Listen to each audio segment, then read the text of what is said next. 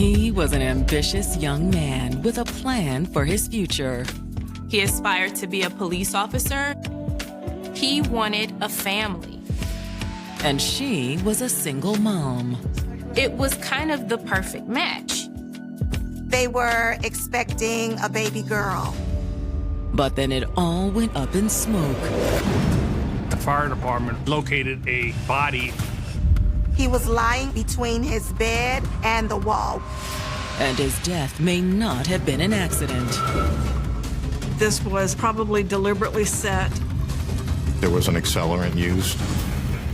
Was the would-be cop on the wrong side of the law?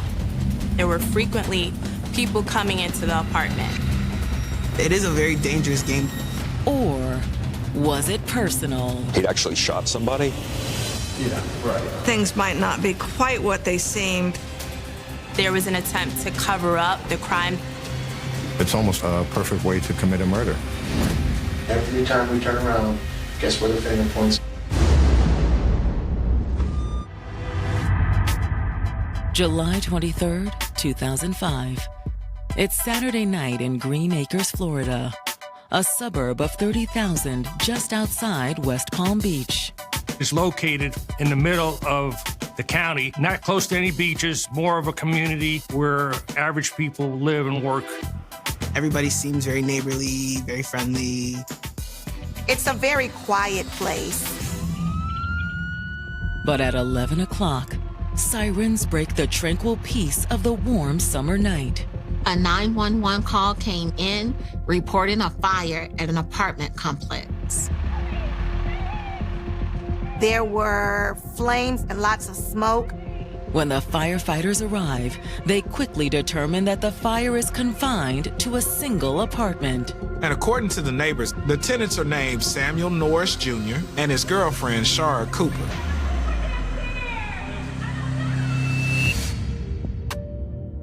25-year-old Samuel Norris Jr. was known around Green Acres as an outgoing, personable young man. He got along with basically everybody. There wasn't really anybody who could say that they had any issue at all with Mr. Norris. Sam had grown up watching his mother work hard to make ends meet. He came from a single mother home, and his mom instilled a strong work ethic in him. He worked at the bus station, he worked at a hospital, and at night he was a bouncer at a club. But his ultimate goal was to become a police officer.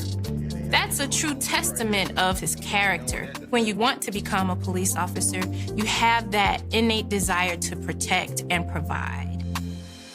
It also meant that Sam had to keep himself out of trouble. To be a police officer, you sort of have to have a clean background and be willing to stay on the right path. And he didn't always walk it alone. Samuel never had a problem with the ladies. That was a department that he had mastered very well. But that didn't mean the aspiring policeman was just a player. Samuel, being the way that he was and the way that he was raised, he wanted a family. He was looking for someone to build a future with. And when Sam met 18-year-old Shara Cooper, he thought maybe he'd found her. Although she was 18 and he was 25, she was very mature for her age. Because she had to be. Well, I was just about to hang out with some friends if you want to tag along.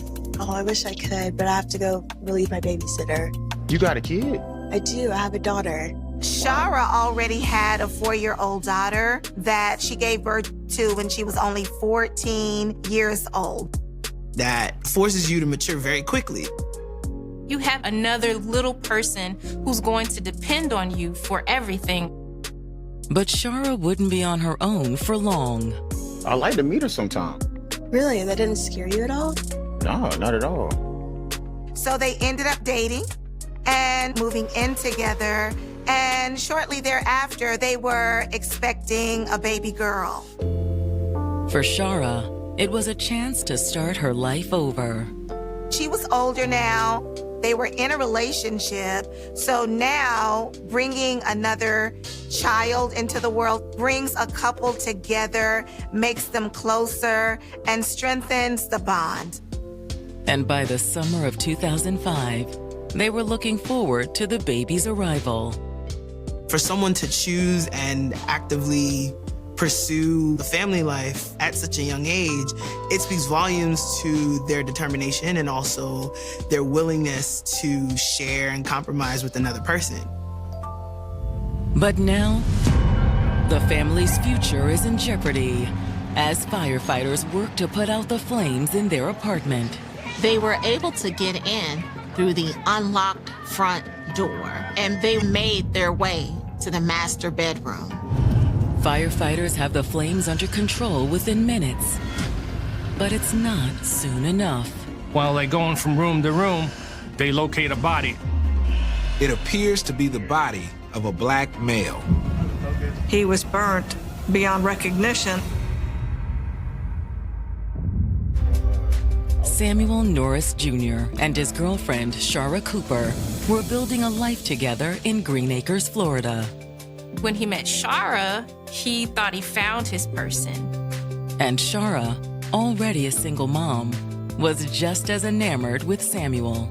It was kind of the perfect match. He saw the family that he wanted to build for himself. And she saw a great father figure for her child. He took on several different jobs to be able to be a provider and definitely had a promising future.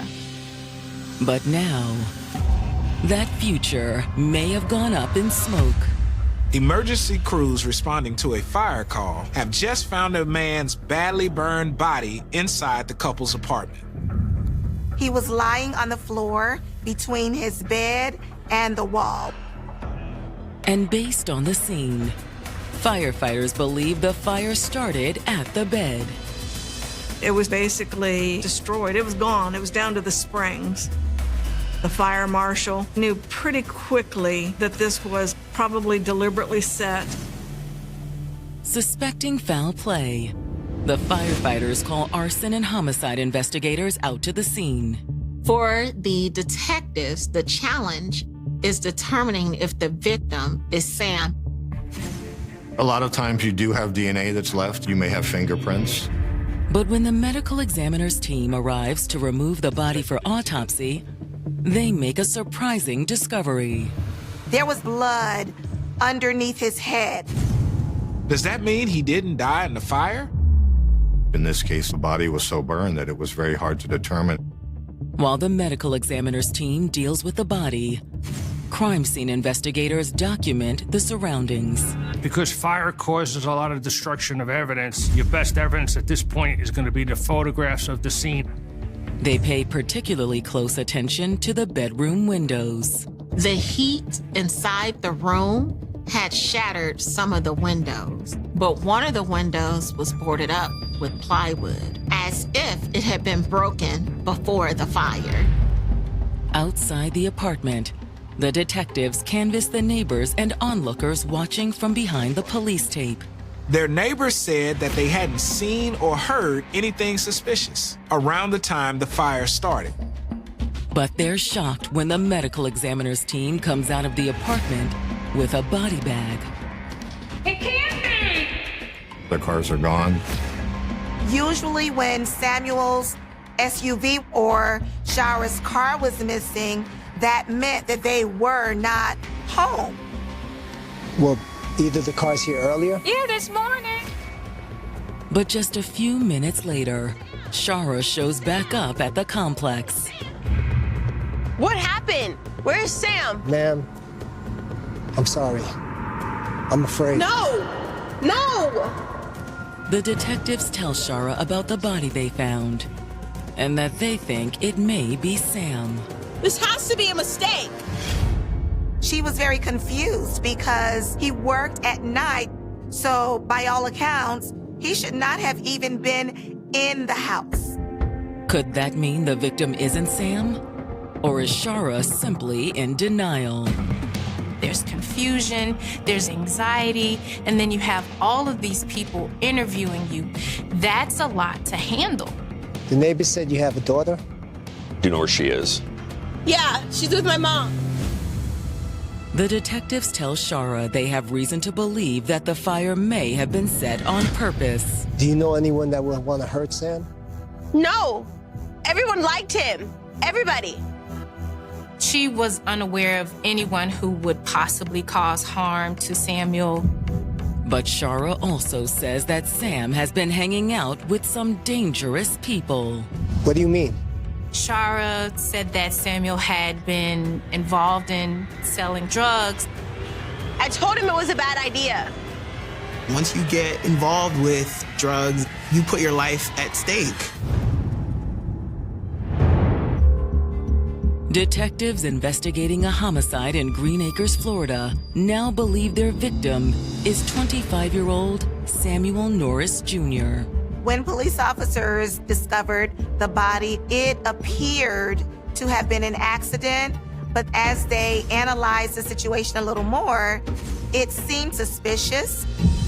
They were able to determine pretty early on that this wasn't an accidental fire. And they suspect it may have been set to make Sam's death look like an accident. But who would want Sam dead? For answers, the detectives turn to his girlfriend, Shara Cooper. It isn't easy, given the circumstances. You've just been told a loved one has died in a tragic fire, and now you're being asked for information. However, she does have some important information for the detectives. He was dealing. You mean drugs? Yeah. The news takes the detectives by surprise. Sam's neighbor had talked about what a good guy he was. Even said that Sam told him he wanted to be a cop. He was looking forward to joining the police academy. But according to Shara, Sam had started dealing after he began working security at a club. That is typically the environment where those kinds of activities happen. And with Samuel having a child on the way and he's working multiple jobs, that was possibly his way to figure out how to make ends meet. Shara says Sam had started dealing crack cocaine on the side. Shara mentioned that Sam stored some of the drugs in the apartment and that there were frequently people coming into the apartment. She says the last time someone came by was around 8 o'clock on Friday, the night before the fire. He said his name was Paul. But he didn't try to come in? No. But if he had come in, she says she was prepared. Sam had a gun that he always kept in the bedroom. For protection? Yeah. But she actually said that he had used the firearm. He'd actually shot somebody? Well, he didn't go into details. But if he had shot someone, could Sam's murder be payback? There is possibly some people out there who may have been upset with Samuel. And the fire may not have been their first attempt at revenge. Shara tells them that the day before, she'd returned home from work to what felt like a threat. She had come home earlier in the day and had discovered the broken window. And her apartment's office had seen it too. The maintenance man responded to put a temporary piece of plywood on that broken window till the glass could get replaced. Any idea who broke it? No. You think it had something to do with the fire? I don't know. Maybe. Next, detectives want to know more about Shara's relationship with Sam. Investigators have to be able to objectively assess whether the significant other is a possible suspect. But she expresses that they're a normal couple. They were excited about the impending birth of their child, and they had nothing more than usual, typical disagreements with each other. When you are that age, you're still trying to figure yourself out, let alone figuring out another human being. You're going to have things that get on your nerves. In fact, Shara says she'd had an argument with Sam just that morning. They had gotten into an argument, but they were able to smooth things over. Although Shara admits that she left the apartment around 6 that evening just to give Sam some space. Where'd you go? I went to see my sister and then I drove down to Fort Lauderdale. Shara says she was on her way back when a neighbor called to tell her about the fire. I didn't know Sam was still here. I thought he was at work. After talking to Shara, the detectives head back to the station to look for any records that might suggest that Sam was involved in something nefarious. They try and substantiate the claims by going to a database and seeing if there was ever any arrests based on drugs or violence. But their search comes up empty. No firearm charges or anything to do with drug dealing. Unable to find any evidence of drug dealing in their records, they turn to Sam's family. Like Shara, Sam's family is devastated about his death in the fire. But when the detectives ask whether Sam had anything to do with drugs, their answers are vastly different from Shara's. No way. Sam would never get involved with anything like that. Sam's family didn't believe that he would be involved in drug dealing or criminal activity at all. That was outside of his character, especially with him having the desire to become law enforcement. Still, it's possible that Sam had been keeping his family in the dark. Shara may have known something different than what Samuel's family had been aware of. However, Shara's claim that Sam was dealing isn't the only thing from her interview that his family disagrees with.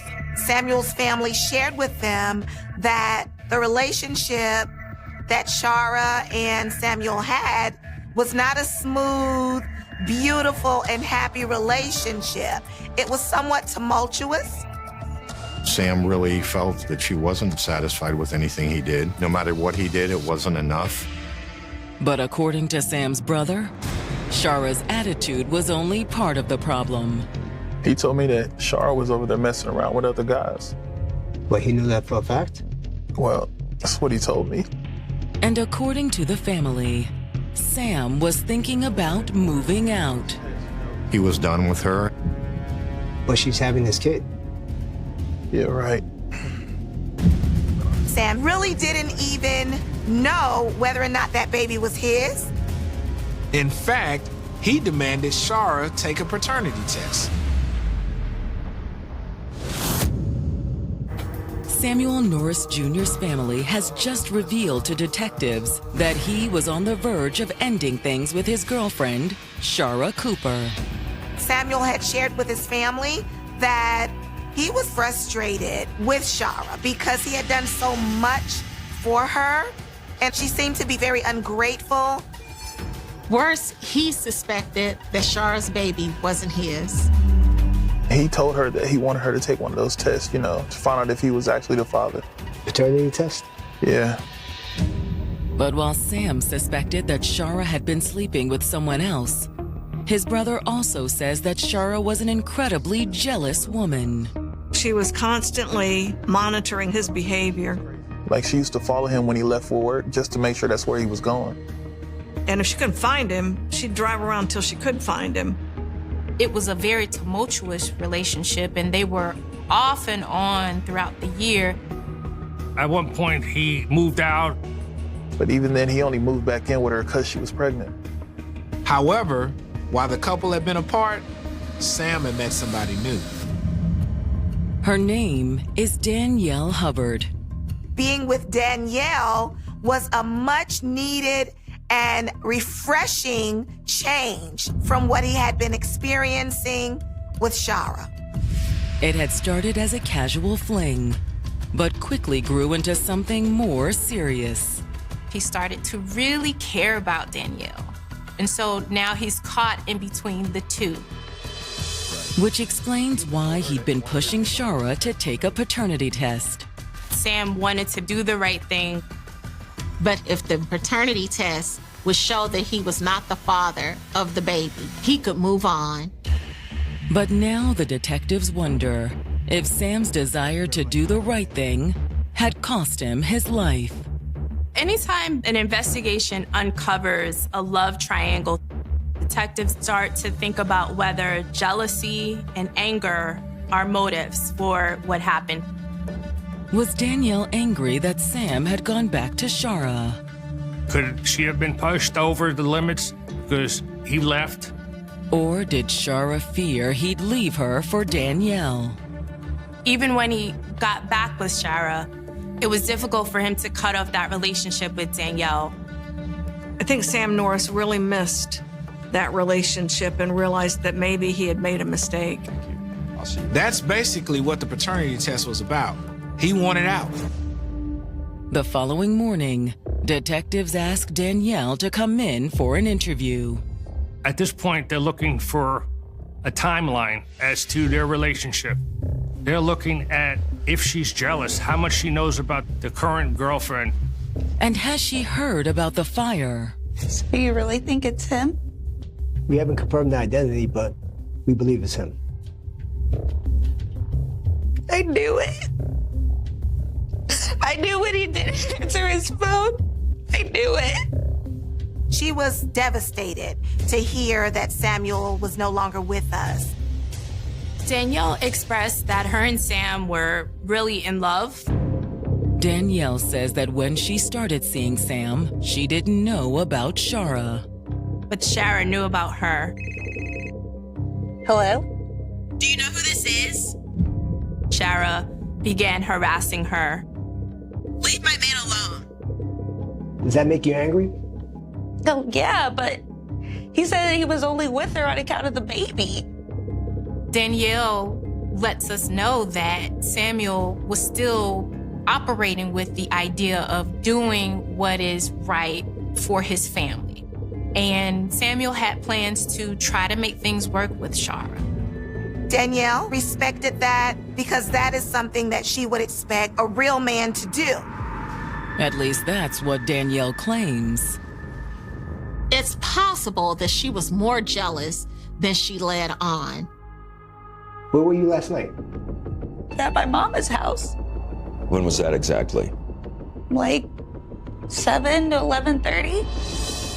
If that's true, it's unlikely Danielle could have set the fire. But if Danielle didn't do it, who did? You believe Shara's capable of killing Sam? I don't know, but I don't know who else would want to hurt him. After the interview, the detectives follow up with Danielle's mother.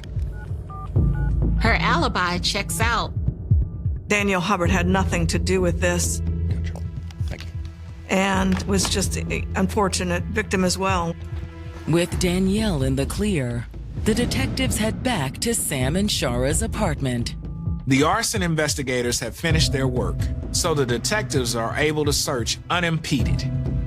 They don't find the gun Shara said Sam kept in the apartment, but they do find ammunition.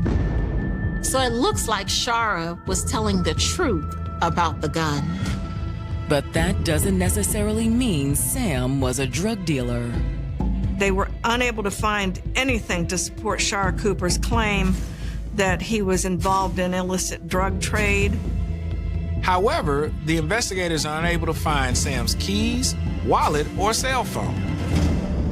Which raises the possibility that rather than a love triangle, detectives are dealing with a simple robbery. Maybe the robber had a confrontation with Sam, took his wallet, phone, and his gun, and set the fire before driving off in Sam's missing SUV. Hoping for a lead on the killer, the detectives issue a be on the lookout for Sam's SUV. Finding the SUV could possibly lead them to Sam's killer. Because when the detectives get the autopsy results, the findings not only confirm that the dead man is Sam, they confirm they're also investigating a murder. Mr. Norris actually didn't perish in the fire. He actually had been shot in the back of the head. Detectives investigating the deadly fire at the apartment Samuel Norris Jr. shared with his girlfriend, Shara Cooper, have received confirmation that the body in the bedroom was the 25-year-old nightclub bouncer. But despite the severe burns he suffered, the fire did not kill him. Samuel was already dead when the fire was started. He had been shot. During the autopsy, a projectile was recovered from the head of Sam Norris. The bullet recovered from the body is .38 caliber. The ammunition for Mr. Norris's firearm was the same exact type of ammunition. But his gun was missing from the apartment. Which leads detectives to suspect that Sam had been killed while he slept with his own gun. And if that was the case, whoever killed him entered the apartment without waking him and knew where he kept his guns. Based on what they've learned, the detectives decide it's time they had another conversation with Shara. They call her back down to the police station once again. I'm going to ask you about everything that we have there were some questions on. A lot of what Shara was saying just didn't add up. What made more sense is that she finds out that Sam didn't cut off the relationship with Danielle. That's definitely a strong motive. They ask her about the inconsistencies that she's been giving, and they talk to her about things that she had failed to share with them. Just at this point, we're concerned about making sure that you're being honest with us. They also revealed that Sam wasn't killed by the fire. Once investigators sort of press Shara about what happened, she kind of breaks. She decides to tell them that she thinks she knows who may have done this. She says it may have been an old boyfriend of hers named Ricky Hughes. He was into drugs and everything else like that. She said the relationship was over before she met Sam. But Shara says that Ricky had a hard time getting the message. He was still calling and he'll come back. And she says he'd recently started harassing her. And Sam, too. He knew about me and Sam. And on the day of the fire, he showed up at the apartment. Ricky got into an argument with Sam. Where were you when this happened? I was in the room. In the bedroom? He answered the door. I heard the voices. Sam asked him what he wanted with me. Shara says the conversation got heated. She said Ricky left and Sam didn't say anything to her about what happened. Then, to let the situation settle, she went to her sister's house. She had left to give Sam some space. But while at her sister's house, Ricky shows up. He actually had spoken to my boy. What are you playing at? He tells her, I've been by your house, I shot Samuel, and then I set the house on fire. Why didn't you tell us this on Saturday? The day it happened. The day it happened. Yeah. Shara says it's because Ricky had threatened her. He said, if anybody asks you anything, you didn't see me today. Look at this girl. But it's my head repeated itself. He know where I stay. He knows my window. He knows everything about me. He knows where my mother works. He knows where my father works. He knows exactly where I'm at. And he tells her, and if you tell anybody, the same is going to happen to you. You try it. Do it again. Shara says that's why she hadn't told them about Ricky before. Shara said he's the one that did it. But when detectives contact Ricky Hughes, he doesn't act like a man with something to hide. He immediately agrees to come in for an interview. We took a statement from Shara, and she told us that you were involved in the killing of her boyfriend, Sam Norris. Confronted with Shara's accusation, Ricky appears shocked and confused. He doesn't even know who Sam is. According to Ricky, He hasn't talked to Shara in years. Can you tell me where you were at on Saturday, July 23rd? I was at the golf night. And you didn't have nothing to do with Sam being killed? No problem. When the detectives follow up with the dog track, his alibi checks out. There are multiple people who saw him there that evening. They're able to exonerate him. Which means that Shara has been lying to the detectives from the beginning. So they're really looking at her very strongly as being involved in this death. But it will take more than her lies in a tumultuous relationship to charge her with murder. The breakthrough comes more than a month later, when detectives get word that a patrol officer has located Sam's SUV. The SUV was spotted in the parking lot of an apartment complex, about 20 minutes from Sam's apartment. When they locate the SUV, it had been stripped of its rims as well as the stereo system. So they started questioning some of the residents that lived in the apartment complex to see if they can find anybody that knew Shara or Sam. Several people point detectives towards a tenant in the complex, a man named Dominic Glover. Can I help y'all? Yeah, how you doing? You know Shara Cooper? Dating her sister. So you have Sam's vehicle that was stolen from the scene, and now we find it at the sister's boyfriend's apartment complex. That vehicle out there belonged to Shara Cooper's boyfriend. I mean, I don't know anything about it. Come on, guy. You don't know anything about that vehicle. But when detectives pressure him, Dominic tells them exactly how Sam's SUV got there. He confessed that Shara had asked him to steal Samuel's SUV. He said, she picked me up and took me to the house and gave me the keys. And she also gave him Samuel's gun.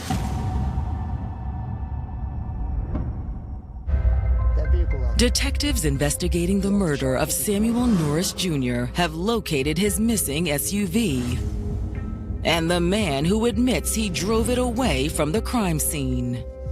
Dominic Glover was dating the sister of Sam's girlfriend, Shara Cooper. He basically says, at the instruction of Shara, he took the vehicle and stripped it down and sold stuff for parts. Why would she actually do that? I don't know. I figured she was mad at her. He said, she called me to meet her and took me to the house and gave me the keys. Dominic says Shara also gave him Sam's gun. What'd you do with the gun? Sold it. And all the parts in the SUV. But Dominic swears he had nothing to do with Sam's death. He told them that he found out the very next day that Samuel had been killed in a fire. Why would she, on the day that they found her boyfriend deceased, have her sister's boyfriend take Sam's vehicle? Now convinced that Shara is behind Sam's murder, the detectives head back to the station to contact the apartment complex's maintenance man. When police officers were speaking with Shara, she shared with them that someone had broken the window of the master bedroom. An apartment office worker had noticed the broken window and called her to set up an appointment to repair it. The maintenance person came to the apartment to fix the window, but it was a very odd encounter. While he was in there, he notices that Mr. Norris is in bed. I can come back. Oh, no, he's okay. He just took a sleeping pill. He said his head was covered up and he wasn't moving. The maintenance man says he had to nail the plywood over the window. And still, Sam didn't budge. All the time that he was doing that work, not one time did this man wake up. Not one time did he move from the position that he was in. For the detectives, there's only one possible explanation. When the window was replaced, he was most likely already dead. Adding that to what they've learned from Dominic Glover about Sam's stolen SUV, The detectives are ready to make an arrest. All of those factors combined were enough for the warrant. Once Shara's taken into custody and brought into the interview room, the detectives confront her with everything they've learned. They went back to Shara Cooper to say, you know, this stuff isn't adding up. So much time has passed now, though. She's no longer pregnant. She had given birth. And she is still adamant that she had nothing to do with Sam's death, in spite of all of this information that points right smack at her. I didn't kill him. Who did? She gets a little bit feisty and tells them, doesn't matter what I say, you're still going to point your fingers at me. How can you sit up here and say I killed him? How can you tell me I killed him? Shara can deny it all she wants.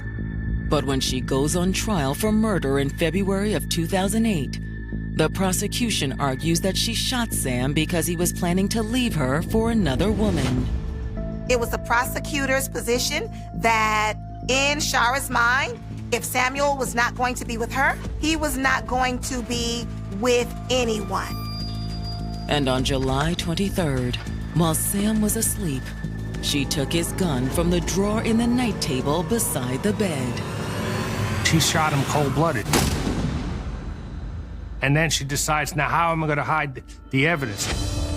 She covered the body when the complex sent someone over to repair the window that they noticed had been shattered. Then in an effort to establish her alibi, she went over with her sister, came back to the house, set it on fire, and then left. So all of this was done by design. When it's the defense's turn, Shara's attorneys admit that she was involved in stealing Sam's SUV and gun, but insist there's no proof she was the shooter. There was no DNA. There were no witnesses. There was nothing that pointed the finger to Shara. The defense attorney claims that it was someone else that actually shot Samuel in the head and that Shara had nothing to do with it. The argument carries at least some weight with the jury. She was not convicted of first-degree murder because the jury could not agree that she was the one that actually pulled the trigger. But that doesn't mean they believe she's innocent. The jury found Shara Cooper guilty of second-degree murder with a firearm, first-degree arson, and grand theft. The judge sentences her to life in prison. However, 4 years later, her conviction is overturned. Shara and her attorneys successfully argued that she had ineffective counsel. So the appellate court remanded the case back to court. But the district attorney decides not to risk a second trial. The prosecutors decide to approach Shara with a plea offer, and Shara accepts a plea of manslaughter. Under the plea deal, she's sentenced to 30 years in prison. I do think that justice was served with that resolution. But to some, it means Shara will get away with the cold-blooded murder of a young man with big ambitions. Shara was able to escape second-degree murder on a technicality, essentially, and then she's able to negotiate for a lesser charge. So I don't know if Shara got the full extent of punishment for taking Sam's life. She knew what she was doing. She had a plan. She thought she could get away with it. She didn't care about Sam. I don't think justice will ever fully be served because he's not able to come back and pursue those goals that he set out to do. All that remains are memories of Sam Norris and the daughter he never got to meet, born after he was murdered. We have an innocent child that has lost not only her father, but her mother as well.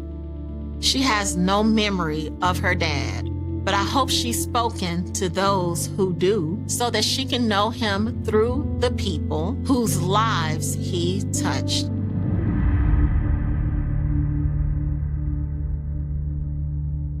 When we think of the Hawaiian Islands, our minds often drift toward a singular, idyllic vision. We imagine the sun-drenched shores, the endless expanse of the deep blue Pacific Ocean, the gentle trade winds rustling through the palm fronds, and the profound, peaceful isolation of a tropical paradise. In the late 1940s, the territory of Hawaii was exactly this kind of dreamscape for many. It was a territory in transition, slowly recovering from the shadows of a global war, yet still deeply rooted in its quiet, secluded charm. But beneath the canopy of this postcard-perfect paradise, away from the pristine beaches and the vibrant streets of Honolulu, there existed a different kind of Hawaii. It was a Hawaii characterized by deep, shadowed valleys, dense, impenetrable rainforests, and an ancient, brooding quiet that could conceal the darkest of human impulses. To find this other Hawaii, one must travel away from the coastline and ascend into the cool, mist-shrouded elevations of the Nuuanu Valley. This valley is a place of profound natural beauty, but it is also a landscape steeped in a heavy, palpable atmosphere. The air here is noticeably cooler, often thick with a damp fog that rolls down from the majestic peaks of the Kolal Mountains. The vegetation is aggressive and verdant, with colossal trees and thick vines intertwining to block out the tropical sun. It is a place that feels entirely removed from the world of civilization, despite its geographical proximity to the bustling heart of Honolulu. Within this deep valley lies a specific stretch of winding road leading up toward the Pali, a route surrounded by a thick, dark forest. And along this road lies a location known as Morgan's Corner. Today, Morgan's Corner is a name whispered in the dark, a localized focal point for urban legends, ghost stories, and morbid curiosity. It is a place where teenagers dare each other to park their cars under the pitch-black canopy of the ancient trees, listening for the sounds of the restless dead. But before the legends, before the supernatural tales of hauntings and spectral figures, Morgan's Corner was simply a quiet, profoundly isolated section of the Nuuanu Valley. It was a place where a few sprawling, affluent estates were tucked away behind walls of dense foliage, offering their wealthy inhabitants the ultimate luxury of absolute privacy. In 1948, this isolation was not considered a vulnerability, it was considered a privilege. It was a sanctuary. But as the history of true crime repeatedly teaches us, the very isolation that provides peace can also become the perfect, silent theater for unimaginable horror. This is a story about the devastating collision between absolute vulnerability and desperate, unrestrained violence. It is a narrative that fundamentally shattered the quiet security of the territory of Hawaii and exposed the grim reality that, even in paradise, monsters can emerge from the shadows of the forest. At the center of this tragedy is Therese Adele Wilder. In the spring of 1948, Therese was 68 years old. She was a woman in the autumn of her life, the widow of a prominent local businessman named William Wilder. Therese lived entirely alone in a massive, elegant mansion situated in the heart of that dense, isolating greenery near Morgan's Corner. Her home was a testament to a life of success and comfort, a sprawling structure heavily insulated from the outside world by the thick Nuuanu woods. She lived a quiet, solitary existence, entirely unaware that her secluded sanctuary was about to become the site of one of the most brutal and infamous crimes in the history of the islands. The terror that descended upon the Wilder estate did not arrive with premeditated malice or long-standing vendettas.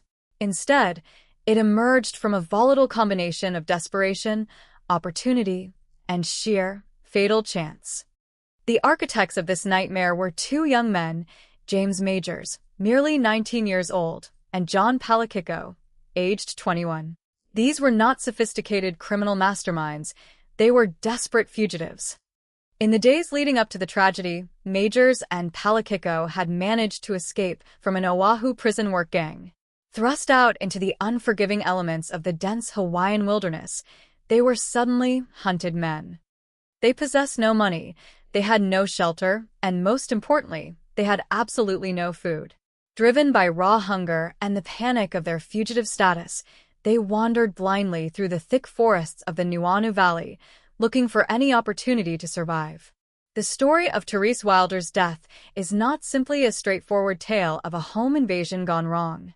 It is a harrowing descent into an agonizing sequence of events where a proud, elderly woman was suddenly forced to fight for her life against two desperate intruders. It is a story of a horrific physical struggle within the quiet walls of a luxury mansion, a violent confrontation that would result in broken bones, brutal bindings, and an agonizing, slow death by asphyxiation. Therese Wilder did not die quickly. The forensic reality of her passing is a grim testament to the brutality of her attackers and the terrible, lingering silence that followed the violence. She was left alone in the dark, bound and silenced, while the world outside continued on, entirely ignorant of the tragedy unfolding within the walls of the sprawling estate. But the death of Therese Wilder is only the first chapter of this sprawling, complex narrative. The discovery of her bound and lifeless body days after the attack would ignite a massive, territory-wide manhunt. It would trigger a frantic search through the deep valleys and crowded streets of Oahu, leading to the rapid capture of the two escaped convicts. What followed their arrest was a brutal, grueling process of interrogation by the Honolulu authorities, a process that would ultimately yield the confessions necessary to send both James Majors and John Palakiko to the gallows. The justice system of 1948 moved with a severe and unforgiving momentum, and the brutal murder of a wealthy, elderly widow demanded the ultimate penalty.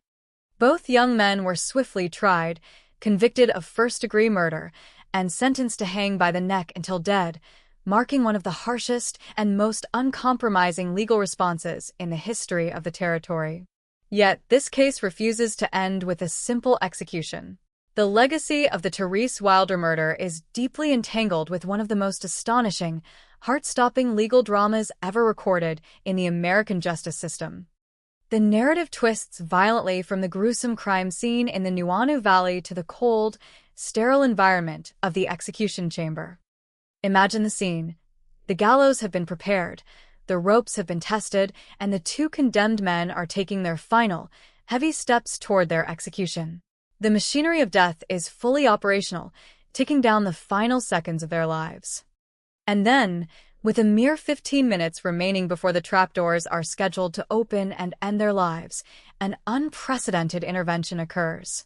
A frantic, 11th-hour legal maneuver raises profound and disturbing questions about the very confessions that secured their convictions. Were these confessions the truthful admissions of guilty men, or were they the desperate, fabricated statements of young suspects broken under the immense, crushing pressure of police coercion? This singular, 15-minute window would not only halt the execution but would plunge the entire Hawaiian justice system into a decades-long crisis of conscience. The Therese Wilder case became the intense focal point of a massive, polarizing debate regarding the morality of the death penalty, the ethics of police interrogation, and the fundamental fairness of the law. It forced a society to look closely at its own institutions and ask whether true justice was being served, or if the system was merely reacting with reciprocal violence. The repercussions of this case would ripple through the decades, altering the lives of everyone involved, influencing the eventual abolition of capital punishment in Hawaii, and leaving a permanent, dark stain on the history of the islands. This is not just a story about how a woman lost her life in the quiet isolation of her home. It is a story about the profound, lasting scars left behind by a single act of violence. It is an examination of how fear can permanently alter a landscape, turning a peaceful valley road into a legendary site of macabre fascination. We will step back in time to the damp, shadowed forests of 1948, tracing the desperate footsteps of two young escapees and walking through the final, terrifying moments of a woman who fought valiantly against the dying of the light. We will sit in the tense, suffocating atmosphere of the interrogation rooms, and we will stand in the shadow of the gallows as the clock ticks down to a seemingly inevitable doom. The murder of Therese Adele Wilder at Morgan's Corner is a tragedy of immense proportions, a complex web of brutality, desperation, and a relentless search for the truth in a place that the rest of the world merely called paradise. Therese Adele Wilder was a woman whose life had settled into a quiet, deeply entrenched rhythm. At 68 years old, she had reached a stage where the chaotic noise of the world was meant to be kept at a comfortable and deliberate distance. As the widow of William Wilder, a recognized and established businessman in the territory, Therese occupied a specific, respected echelon within Honolulu society. The Wilder name carried the heavy weight of established enterprise and financial stability, serving as a testament to a life built on solid, affluent foundations.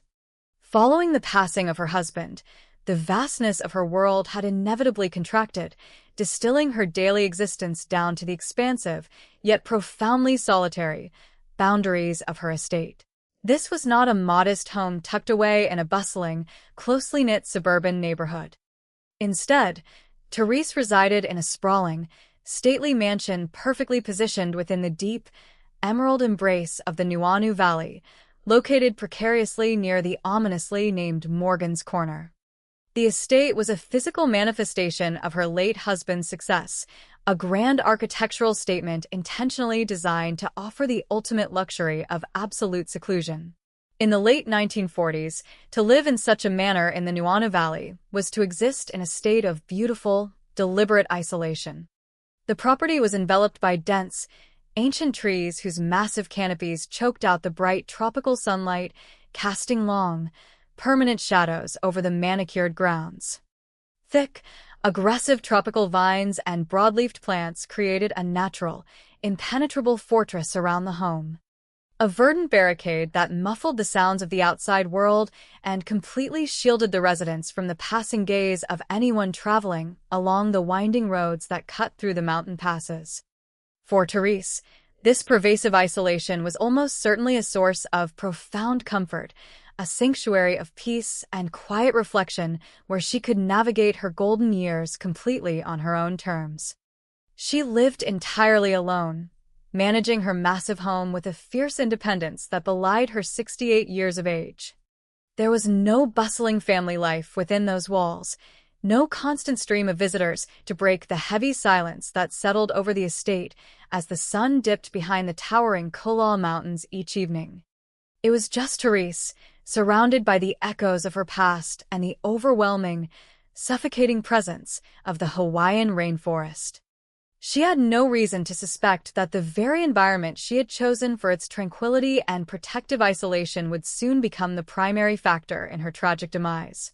The thick foliage that guaranteed her privacy also guaranteed that the outside world would remain entirely blind to any struggles that might unfold within her walls. The deep silence of the valley, which she likely cherished, was perfectly suited to swallow any sounds of distress, transforming her peaceful sanctuary into a terrifying acoustic void where pleas for help would simply vanish into the damp, heavy air. Miles away from the quiet, wealthy seclusion of the Wilder estate, a fundamentally different reality was unfolding within the harsh, unforgiving confines of the Oahu penal system. The territory's approach to incarceration often involved hard, physical labor, utilizing the strength of inmates to maintain public lands or infrastructure under the relentless, beating heat of the tropical sun. It was from one of these grueling Oahu prison work gangs that the architects of Therese Wilder's impending tragedy would unexpectedly emerge. Their names were James Majors and John Palakiko. The most striking, and perhaps most tragic, element of their profile was their extreme youth.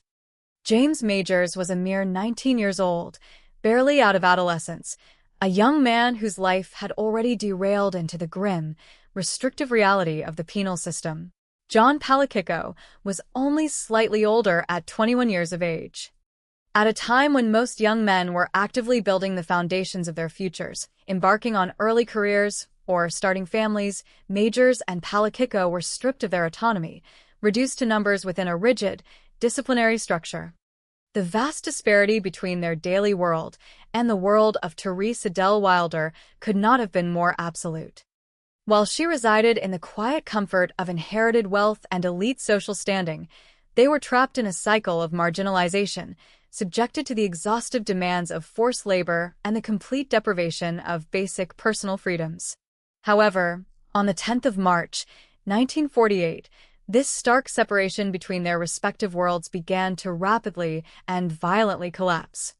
Driven by motivations that only they could truly understand, whether it was a sudden, overwhelming urge for freedom, a reaction to the harsh conditions of their confinement, or simply a fleeting, opportunistic moment of lapsed security by their overseers, Majors and Palakiko made a fateful, life-altering decision. They broke away from the watchful eyes of the prison guards, abandoning the work gang and plunging headlong into the chaotic, uncertain reality of being active fugitives. This singular, desperate action on the 10th of March set off a catastrophic chain reaction that would forever alter the history of the island. In an instant, they transitioned from being monitored, controlled inmates to desperate, hunted men navigating a hostile and unfamiliar environment. They had successfully severed their ties to the heavily regulated world of the prison, but they had also simultaneously severed their access to any form of guaranteed sustenance, clean water, or safe shelter. The immediate reality of their escape was far from a triumphant embrace of liberty. As they fled the immediate vicinity of the work gang, Majors and Palakiko found themselves quickly swallowed by the dense, unforgiving wilderness of the Nuanu woods. The same towering trees and thick underbrush that provided elite privacy for affluent residents like Therese Wilder now served as a massive, disorienting labyrinth for the two young escapees. They were entirely unprepared for the harsh realities of survival in the deep Hawaiian wild. They possessed absolutely no money to purchase supplies, they had no underground network of accomplices waiting to harbor them, and most critically, they had absolutely no access to food. As the hours ticked by on that critical 10th of March, the initial adrenaline rush of their successful breakout began to rapidly evaporate, swiftly replaced by the gnawing, physical ache of deep hunger and the creeping, suffocating panic of their profoundly vulnerable situation. The Nuanu Valley, with its sudden drops in temperature, its frequent, heavy mists, and its dense, sunlight-blocking canopy, is a notoriously difficult environment to navigate even for heavily equipped and experienced hikers. For two young, panicked fugitives with zero resources and only the clothes on their backs, it quickly became an expansive, green prison. As daylight faded and the deep, unsettling darkness of the valley took hold over the landscape, their desperation would have intensified exponentially. Every snapping twig in the distance, every rustle of the wind through the massive leaves, would have sounded exactly like the approaching footsteps of the law enforcement officers they knew were inevitably hunting them down. Their fundamental human need for caloric energy began to override any rational thought or long-term strategic planning. They were not wandering the dark woods with a complex, premeditated scheme to commit a heinous act of violence against a specific individual. They were driven entirely by a primal, biological imperative to eat and survive the night. The psychological transformation that occurs under such extreme conditions of stress and deprivation is profound and dangerous. The boundaries of normal moral restraint and societal norms begin to rapidly erode when faced with the absolute necessity of physical survival. As they shivered in the damp darkness of the Hawaiian forest, their objective narrowed down to a single, overriding goal. They desperately needed to find a vulnerable target to secure the basic necessities of life, regardless of the potential cost or consequence. This desperate, hyper-focused state of mind turned the sprawling, secluded estates of the Nuanu Valley into highly attractive potential targets. The immense wealth that these grand homes represented was entirely irrelevant to Majors and Palakiko in that specific moment. They were not actively seeking priceless jewelry, hidden wall safes, or heavy lockboxes filled with cash. They were seeking the vital scent of cooking food, the promise of a stocked kitchen pantry, and the temporary safety of an enclosed structure where they could briefly escape the harsh elements and the relentless psychological pressure of the ongoing police manhunt. As the long, agonizing night of March 10th slowly bled into the early, misty daylight hours of March 11th, the two young men continued their aimless, physically exhausting trek through the dense foliage. They were moving blindly through an environment that was entirely foreign to their daily experiences, guided only by the desperate, fading hope of stumbling upon an isolated property that they could easily and quietly infiltrate. Their youth, rather than making them cautious or calculating, likely fueled a reckless impulsivity born entirely of sheer panic and severe physical deprivation. They were two highly stressed, deeply frightened, and starving individuals moving on a direct, unavoidable collision course with a woman who represented the absolute pinnacle of quiet, undisturbed security. Therese Wilder was completely unaware of the threat closing in around her, living peacefully in her massive, heavily fortified home, entirely oblivious to the two desperate figures tearing through the dense brush just beyond her manicured property line. The immense wealth, the respected family name, and the high social standing that had defined her entire life offered absolutely no actual protection against the random, chaotic variables of desperate men driven to the edge by severe hunger. The profound isolation that she cherished was about to become her greatest enemy, transforming her sprawling, peaceful sanctuary into a terrifying and inescapable trap. The sheer randomness of their eventual convergence is perhaps the most chilling aspect of the entire historical narrative. Had the coastal winds blown differently, had the prison work gang been assigned to a slightly different geographical location that morning, or had the young men simply chosen a different direction to run when they broke free from their armed guards, Therese Wilder would have almost certainly lived out the remainder of her days in quiet, undisturbed comfort. Instead, the vast, complex, and unfeeling machinery of fate was perfectly aligning to bring these two vastly different worlds crashing violently together in a brutal, uncompromising display of tragedy. The morning of March 11th, 1948, broke over the Nuuanu Valley with a slow, creeping light typical of the tropical rainforest. The thick canopy of the Kolal Mountains filtered the early dawn, casting a pale, greenish hue over the dense undergrowth.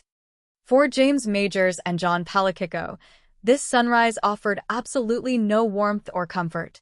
Instead, the arrival of daylight only illuminated the grim reality of their desperate situation. Having spent the entire night exposed to the elements, shivering in the damp, cool air that settles in the higher elevations of the valley, the two young fugitives were entirely exhausted. Their bodies, already worn down by the rigorous physical demands of the prison work gang, were now rapidly depleting their final reserves of energy. The sharp, overwhelming pangs of intense hunger had transformed into a dull, persistent ache that clouded their judgment and dictated their every movement. They were no longer simply fleeing from the authorities. They were actively hunting for survival, driven by a primal biological necessity that stripped away all rational calculation. As they navigated the treacherous, uneven terrain, their focus narrowed entirely to the immediate acquisition of sustenance, completely ignorant of the devastating collision course they were currently walking. Their desperate trek eventually led them toward the deeply secluded properties situated near Morgan's Corner. Moving silently through the thick foliage, Majors and Palakiko initially set their sights on a different residence in the area, assessing it as a potential target for a quick, unnoticed burglary. However, as they maneuvered through the dense brush, a sudden, unexpected sensory input entirely altered their trajectory. Drifting through the damp, heavy morning air came the unmistakable, rich aroma of breakfast being prepared. The scent of cooking food wafted directly from the sprawling, elegant estate of Therese Adele Wilder. For two starving men who had not consumed a single meal since their escape the previous day, this aroma was not merely an invitation, it was an absolute, magnetic compulsion. The scent acted as an invisible tether, pulling them away from their initial target and drawing them inexorably toward the Wilder mansion. They observed the massive home from the concealing safety of the tree line, analyzing the situation through the distorted lens of severe desperation. The house, despite its immense size and obvious wealth, projected an aura of deep, undisturbed quiet. There was no bustling activity, no vehicles coming and going, no visible presence of groundskeepers or robust security personnel. They made a rapid, fatal calculation based on this profound stillness. They surmised that an estate of this nature, operating in such absolute silence on a weekday morning, was likely occupied by a solitary, elderly individual. In their panicked, hungry minds, This equated to an easy target, a location where they could swiftly overpower the occupant, secure the food they so desperately needed, and vanish back into the shadows of the valley before anyone could raise an alarm. Driven by this tragic assumption of absolute vulnerability, Majors and Palakiko broke from the tree line and trespassed onto the manicured grounds of the Wilder estate. They moved with the hurried, careless momentum of men driven to the very edge, entirely abandoning any semblance of caution. Finding a point of entry, they breached the quiet sanctity of the massive home, shattering the profound peace that Therese Wilder had cultivated for years. The sudden, violent transition from the tranquil silence of the morning to the chaotic intrusion of two desperate fugitives must have been incredibly jarring. Therese Wilder, going about her solitary morning routine within the supposed absolute safety of her own walls, suddenly found herself confronted by two strange, unkempt men. The quiet refuge she had built around herself was instantly violated. However, if Majors and Palakiko had anticipated a fragile, easily subdued victim who would simply surrender to their demands out of sheer terror, they had fundamentally misjudged the woman standing before them. Despite being 68 years old, Therese Adele Wilder was not a woman who would easily relinquish her autonomy or quietly submit to the aggression of intruders in her own home. The moment the intrusion transitioned into a physical confrontation, Therese mounted a fierce, incredibly courageous resistance. She did not freeze in panic, nor did she cower before the two younger, desperate men. Instead, she fought back with every ounce of strength and determination she possessed. The sprawling, elegant interior of the mansion, designed for quiet comfort and refined living, was instantly transformed into the chaotic, violent arena of a brutal physical struggle. The sheer unexpectedness of her ferocious defense severely complicated the intruder's initial plan. This was no longer a simple, silent burglary. It was a desperate battle for control. The official investigative records paint a harrowing picture of these chaotic moments. Realizing they could not easily subdue the elderly widow, the two men resorted to overwhelming physical force. While one of the intruders grabbed Therese, pinning her down and attempting to neutralize her fierce struggles, the other immediately began tearing through the elegant rooms of the estate, frantically ransacking cabinets and drawers in a desperate, rapid search for money and, most importantly, any available food to satiate their intense starvation. However, Therese Wilder refused to yield. Even while physically restrained by one attacker, she continued to thrash, fight, and actively resist their presence with remarkable tenacity. Her continued defiance, fueled by the primal instinct to survive and protect her sanctuary, met with a devastating and brutal escalation of violence from her captors. As she fought against the man holding her down, attempting to break free and perhaps scream for help, the physical assault became intensely severe. The attackers struck her repeatedly with significant force, specifically targeting her head and facial area in a desperate bid to force her into submission. The violence of these blows was profound and completely unforgiving. During this terrible, agonizing struggle, the physical trauma inflicted upon the 68-year-old woman reached a catastrophic level. The blunt force trauma from the repeated strikes resulted in a severe fracture of her jawbone. The cracking of bone amidst the chaotic struggle marked a grim turning point in the confrontation, transitioning the event from a violent burglary into a deeply traumatic, life-threatening assault. The pain she experienced in that moment would have been blinding, yet the terrible ordeal was far from over. Having brutally battered their victim into a state of physical devastation, a new, overriding panic seized Majors and Palakiko. The secluded nature of Morgan's Corner meant that neighbors were not immediately next door, but the sudden, sharp screams of a woman in distress could potentially carry through the quiet morning air, reaching the ears of a passing motorist or a distant groundskeeper. Terrified that the noise of her continued struggle and her cries of agony would shatter the isolation of the estate and alert the outside world to their presence, they moved to completely neutralize any possibility of her sounding an alarm. They were no longer just looking for food. They were frantically attempting to silence the horrific situation they had created. Moving with chaotic urgency, They grabbed whatever materials were immediately at hand to secure their severely injured victim. They roughly bound Therese Wilder's hands and feet, tying the restraints tightly to ensure she could not physically escape or continue to fight back. But simply immobilizing her limbs was not enough for the panicked fugitives. They needed absolute silence.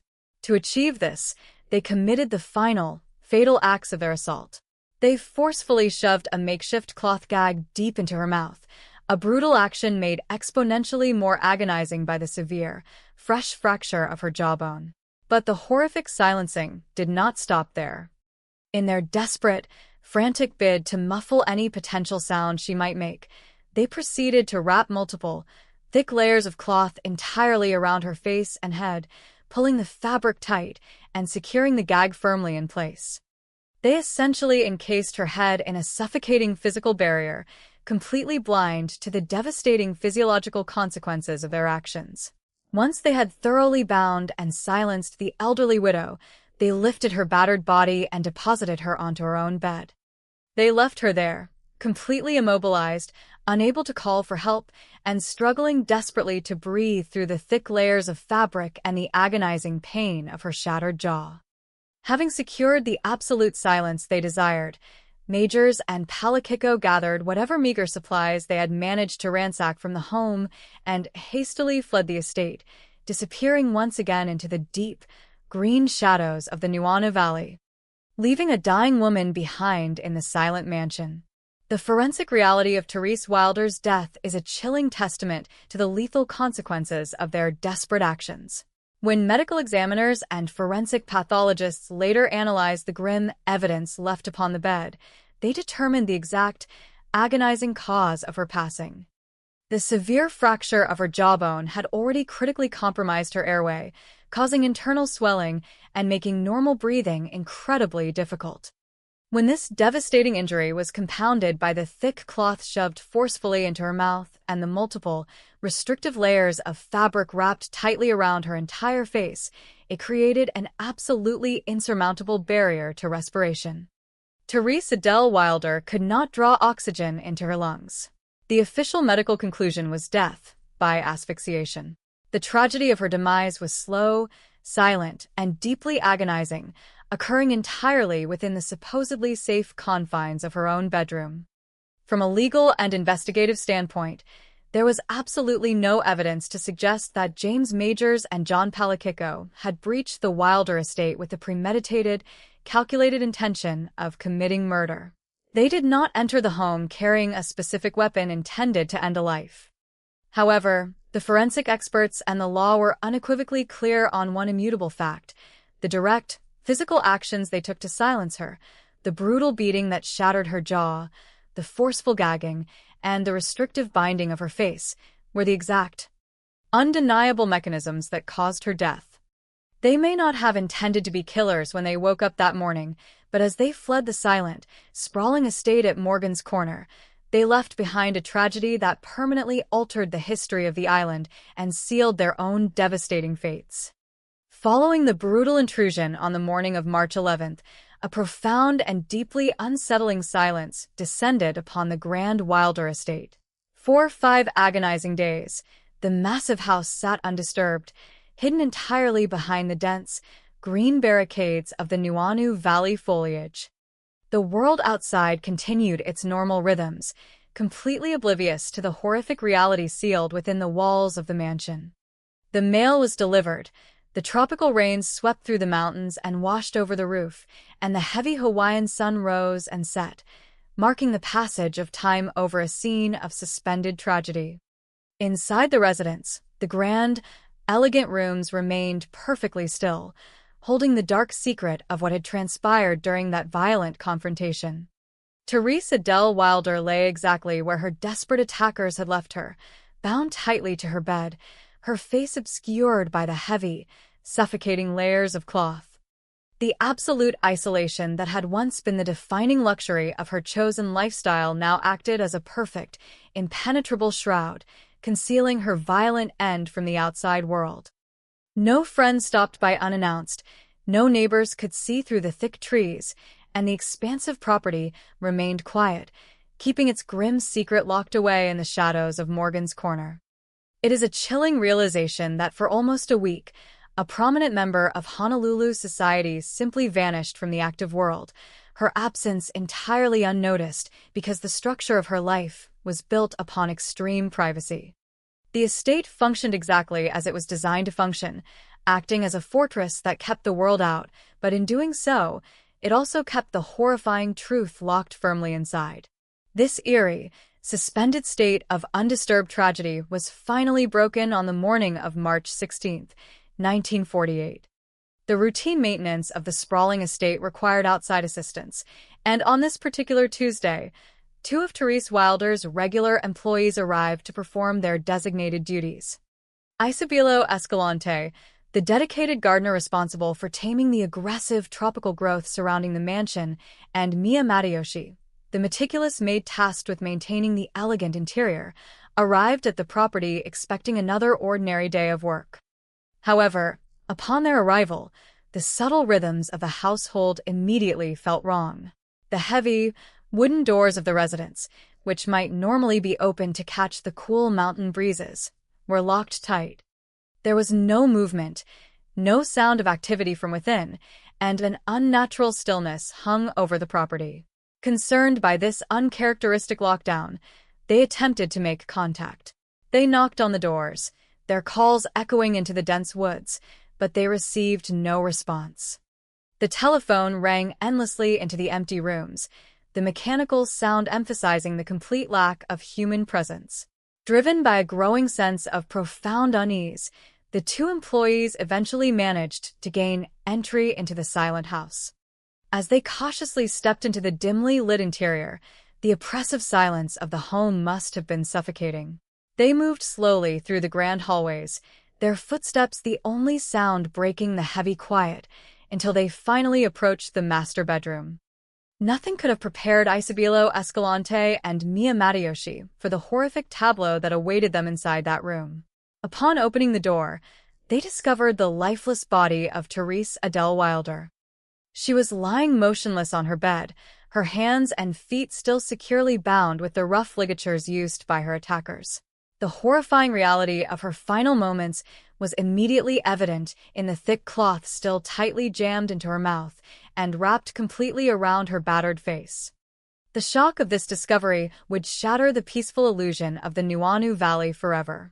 They had walked into a scene of unimaginable cruelty, a stark and brutal violation of a space that was supposed to represent ultimate safety.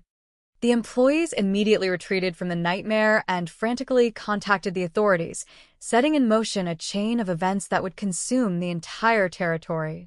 The response from the Honolulu police force was immediate and overwhelming.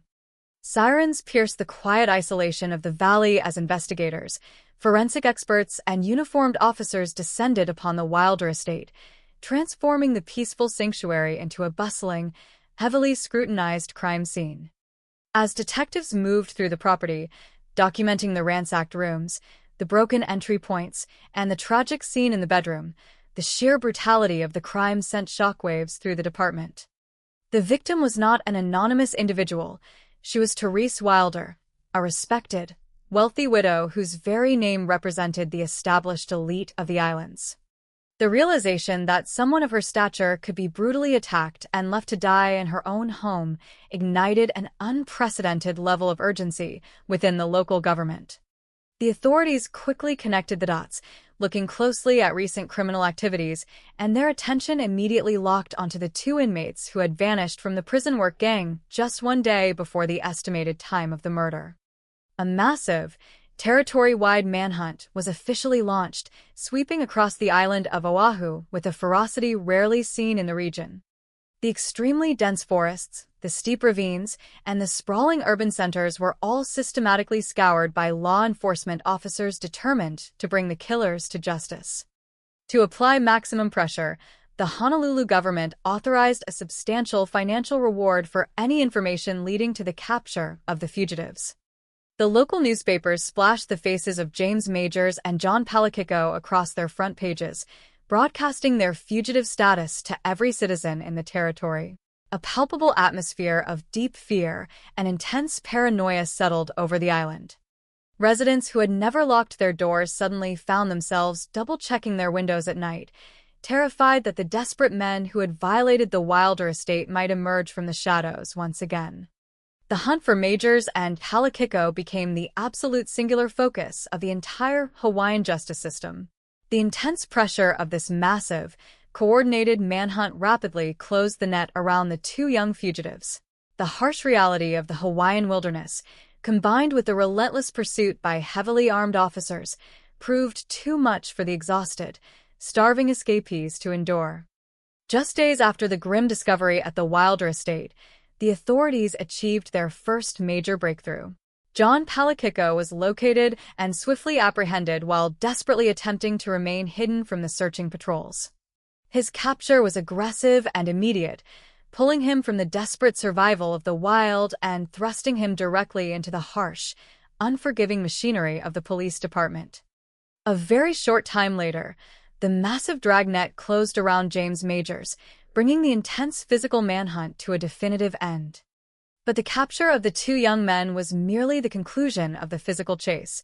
The true, grueling ordeal was just beginning within the heavily guarded walls of the Honolulu Police Headquarters.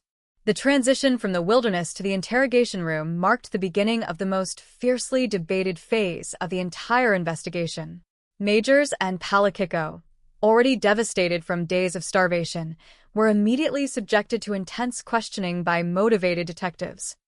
Dealing with the territory's most high-profile murder, the immense public pressure to secure answers was crushing.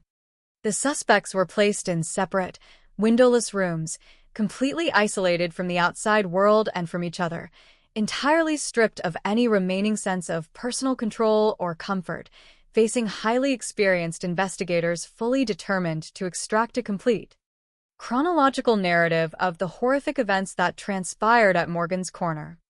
Hour after agonizing hour, the interrogations continued. The specific techniques utilized during these marathon sessions remain a subject of intense historical scrutiny. The psychological pressure applied to these exhausted men was immense. They were questioned repeatedly about their escape, their movements through Nuuanu Valley, and the horrific details of the physical confrontation with Therese Wilder. The environment was designed to exhaust the suspects mentally and physically until they provided the information the authorities desperately needed. After many unbroken hours of systematic, relentless psychological pressure, the police investigators finally obtained exactly what they sought. Both men provided detailed confessions, admitting to the break-in, the struggle, and the binding of the widow. For the prosecution, these confessions were the indisputable foundation of their case, providing the necessary evidence to fast-track the two suspects toward a capital trial.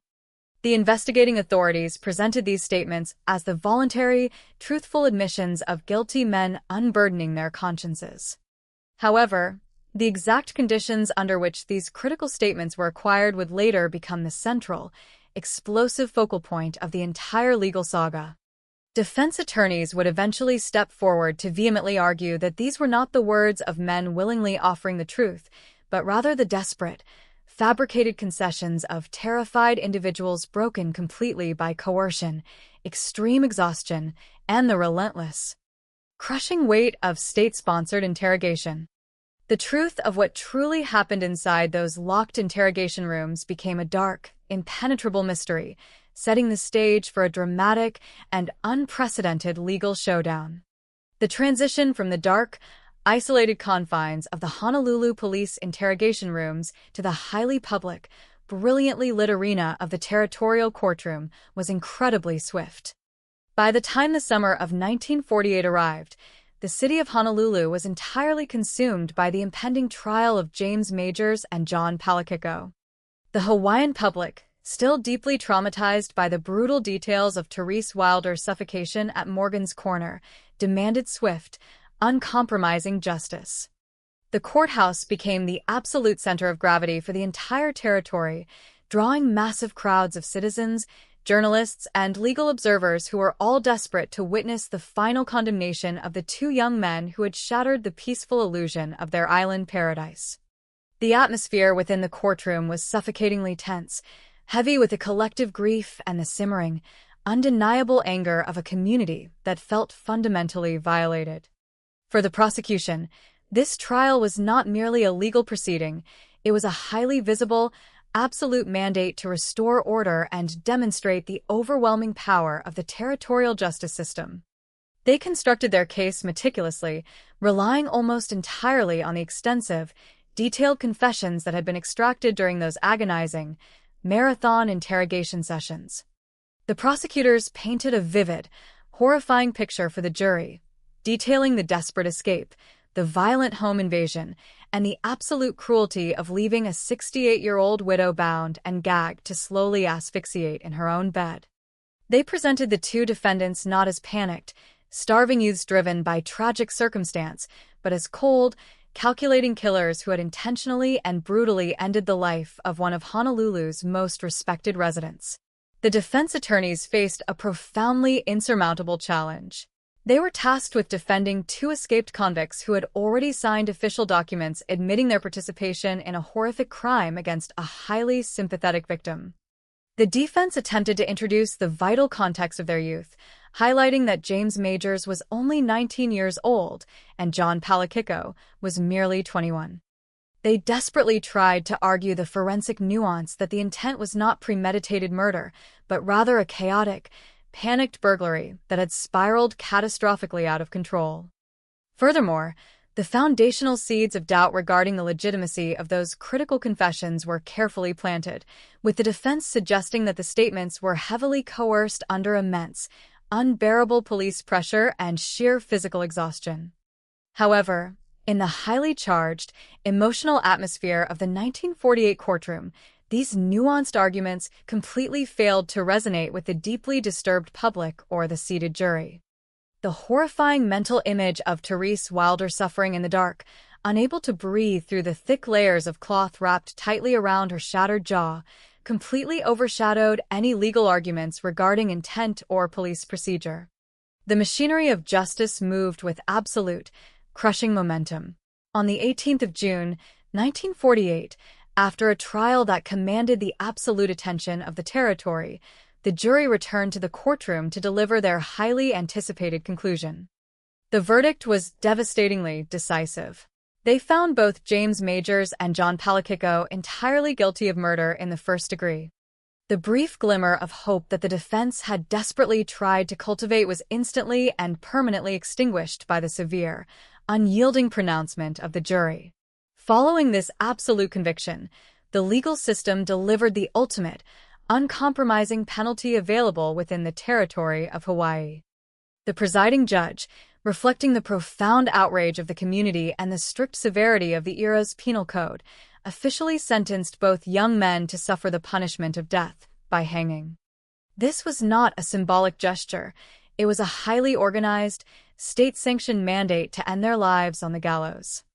The pronouncement of the death penalty sent a profound shockwave through the courtroom, solidifying the case as one of the most severe and consequential legal proceedings in Hawaiian history.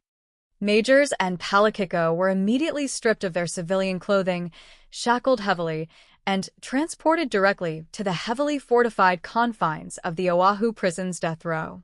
This transition marked the beginning of a grueling, psychological nightmare that would drag on for over 3 years. From the summer of 1948 until the late summer of 1951, these two young men were forced to exist in a state of suspended animation, living every single day under the immense, crushing shadow of the hangman's noose. The psychological toll of existing on death row is almost impossible to fully comprehend.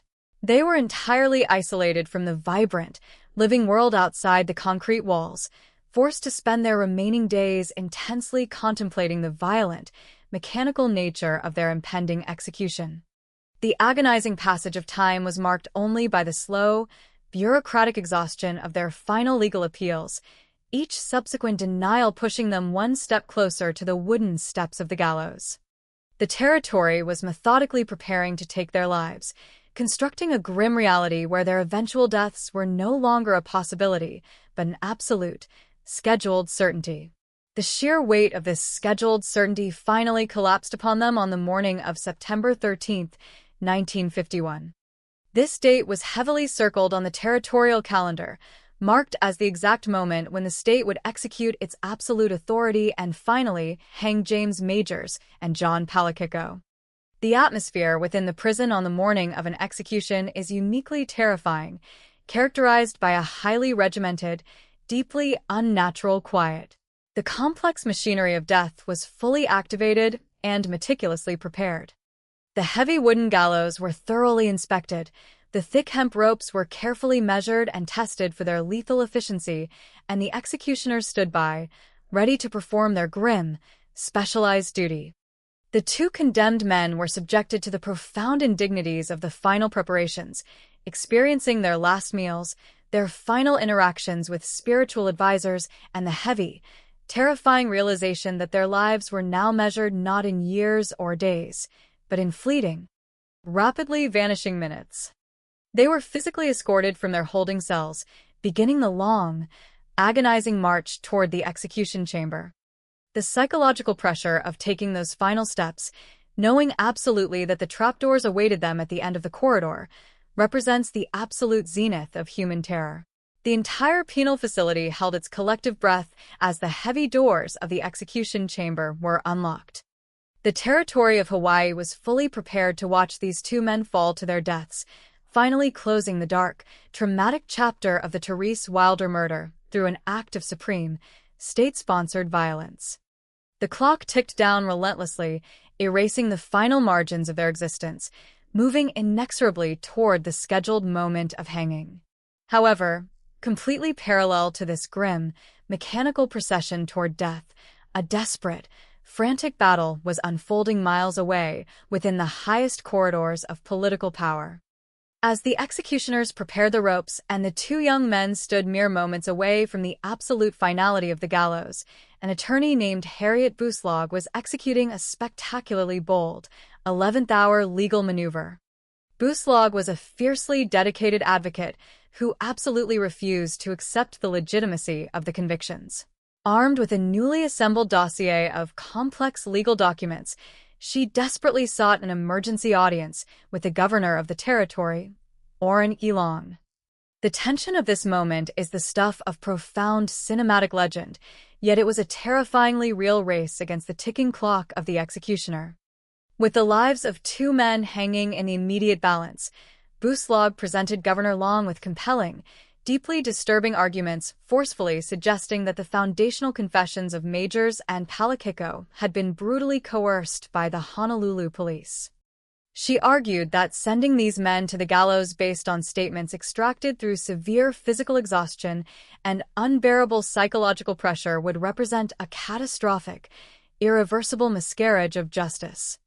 The heavy burden of absolute power suddenly rested entirely upon the shoulders of Governor Long. He was forced to make a monumental decision with only a handful of minutes remaining before the trapdoors were scheduled to open.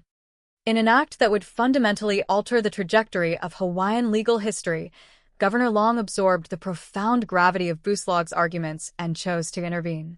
With absolutely no margin for error, he signed an official, immediate stay of execution. The notification of this monumental executive decision was frantically transmitted to the prison officials. When the message finally reached the execution chamber, the absolute reality of the situation was staggering. There were exactly 15 minutes left on the clock. James Majors and John Palakiko were pulled back from the very absolute brink of death with only 900 seconds to spare. The sudden, jarring halt to the execution machinery sent a massive shockwave through the entire justice system, transforming a finalized capital punishment case into a profound, ongoing crisis of legal conscience that would completely redefine the legacy of the Morgan's Corner tragedy. The dramatic, last-minute intervention by Governor Orrin Long did far more than simply halt the mechanical process of an execution. It fundamentally fractured the absolute certainty of the Hawaiian justice system, initiating a prolonged, agonizing period of profound legal and moral reflection. For James Majors and John Palakiko, the immediate aftermath of that 15-minute reprieve was an unimaginably complex, psychological descent. They were violently pulled back from the absolute edge of the abyss, forced to transition instantly from the cold, scheduled certainty of death back into the ambiguous, terrifying reality of indefinite confinement. They were removed from the shadow of the gallows and returned to their holding cells, no longer condemned to hang, but utterly uncertain of what their actual futures held. This suspended state of existence stretched out over several more years, as the fierce legal battles initiated by Harriet Buslaug continued to rage through the courts and the halls of territorial government.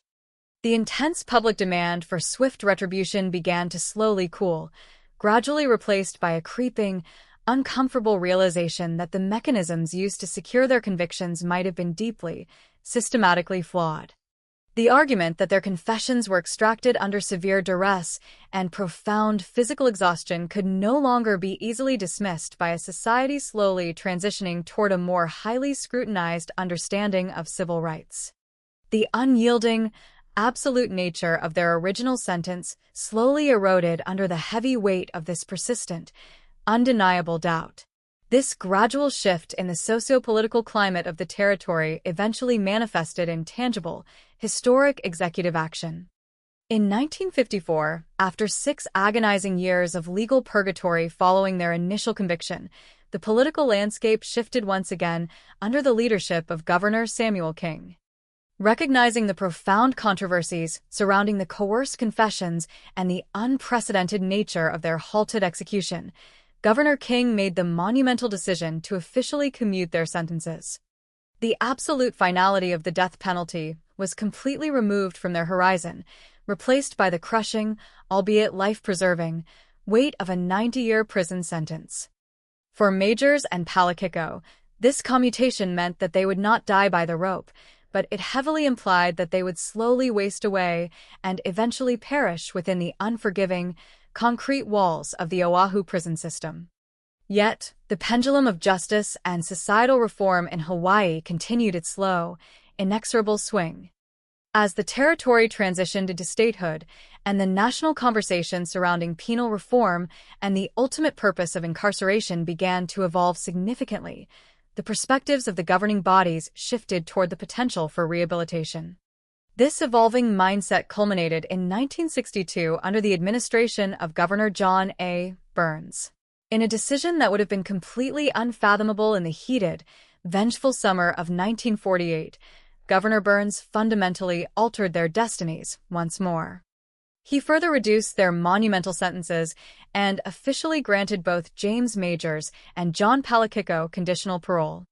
After spending over 14 years in the most extreme, volatile environments of the penal system, from desperate fugitives to condemned men standing 15 minutes from the gallows to long-term inmates, they were suddenly thrust back out into the free world.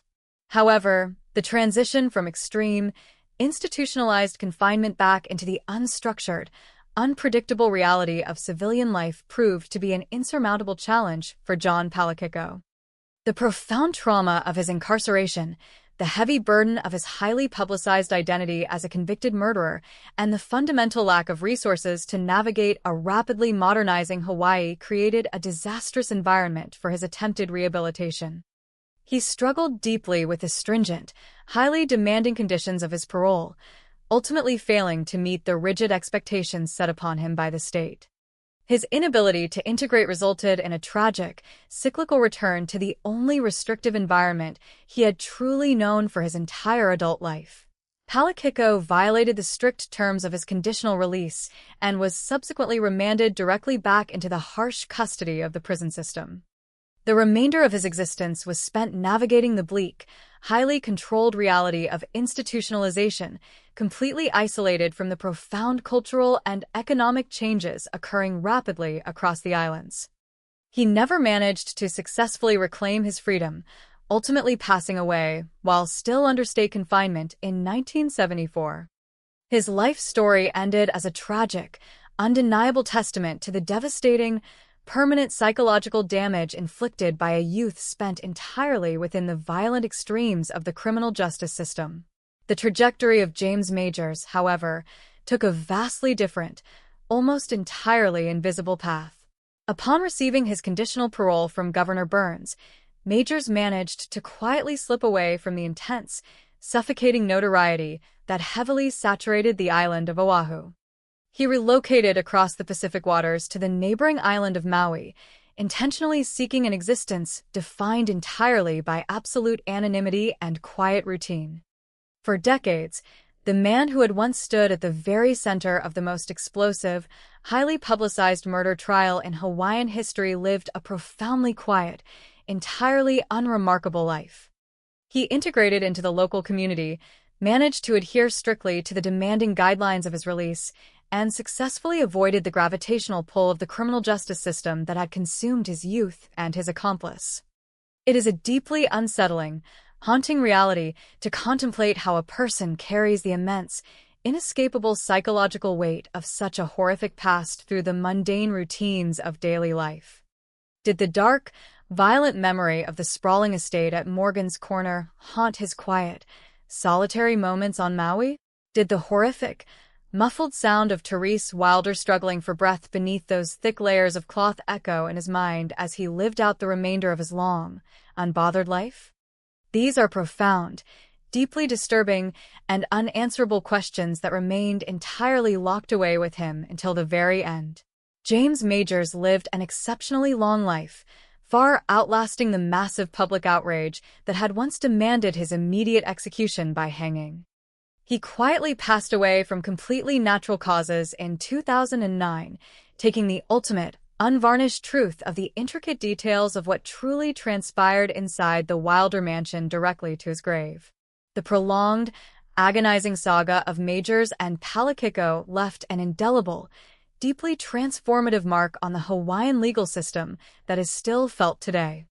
The brutal murder of Therese Wilder was the initial catalyst, but the subsequent 15-minute stay of execution became the profound, unavoidable focal point for a massive, unprecedented debate regarding the fundamental morality and the systemic fairness of capital punishment. The deeply disturbing allegations of forced police confessions compelled the citizens and the lawmakers of Hawaii to look closely at the very institutions designed to protect them, raising terrifying, uncomfortable questions about the potential for state-sanctioned murder based on heavily flawed, violently coerced evidence.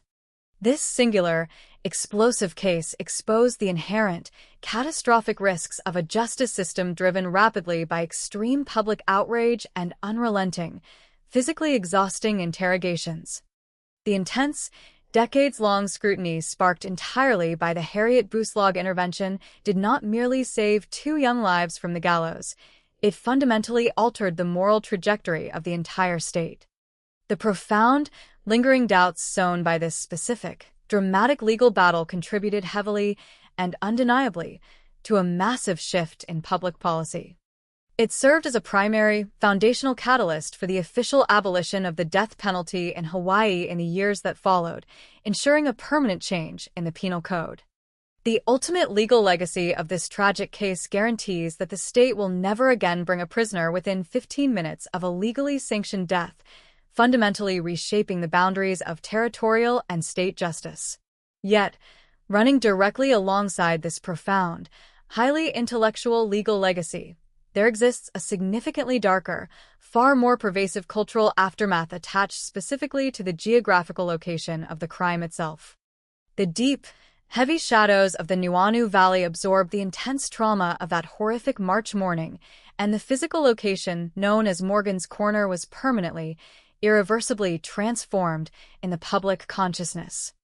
The stark, horrifying reality of a 68-year-old widow being brutally beaten, bound, deeply gagged, and left to slowly suffocate in the isolated, terrible darkness of her own home was simply too heavy, too terrifyingly real for the local community to process normally. Over the subsequent decades, the absolute, grounded truth of the violent tragedy was slowly, methodically replaced by the morbid, sensationalized allure of urban legend and supernatural folklore. The sprawling, silent estate and the winding, heavily forested, damp roads surrounding it became a legendary, magnetic focal point for ghost stories and dark, wildly speculative rumors. Teenagers, thrill-seekers, and curious tourists began to routinely flock to the pitch-black canopy of the ancient trees, excitedly whispering entirely fabricated tales of spectral figures hanging from the branches and phantom, disembodied screams echoing continuously through the damp mountain mist.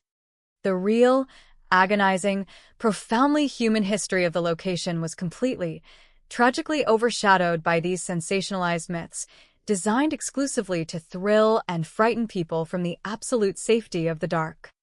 The memory of a real woman was continuously buried beneath layers of cheap, supernatural thrills. This supernatural transformation of Morgan's Corner is perhaps the ultimate, most deeply heartbreaking tragedy of this entire, complex narrative. In the massive, sprawling, highly documented debate over the complex morality of the death penalty, the deeply problematic ethics of police interrogation, and the heavily sensationalized ghost stories that continue to actively draw curious crowds to the valley, the fundamental, beating core of the story is tragically, repeatedly, and easily forgotten.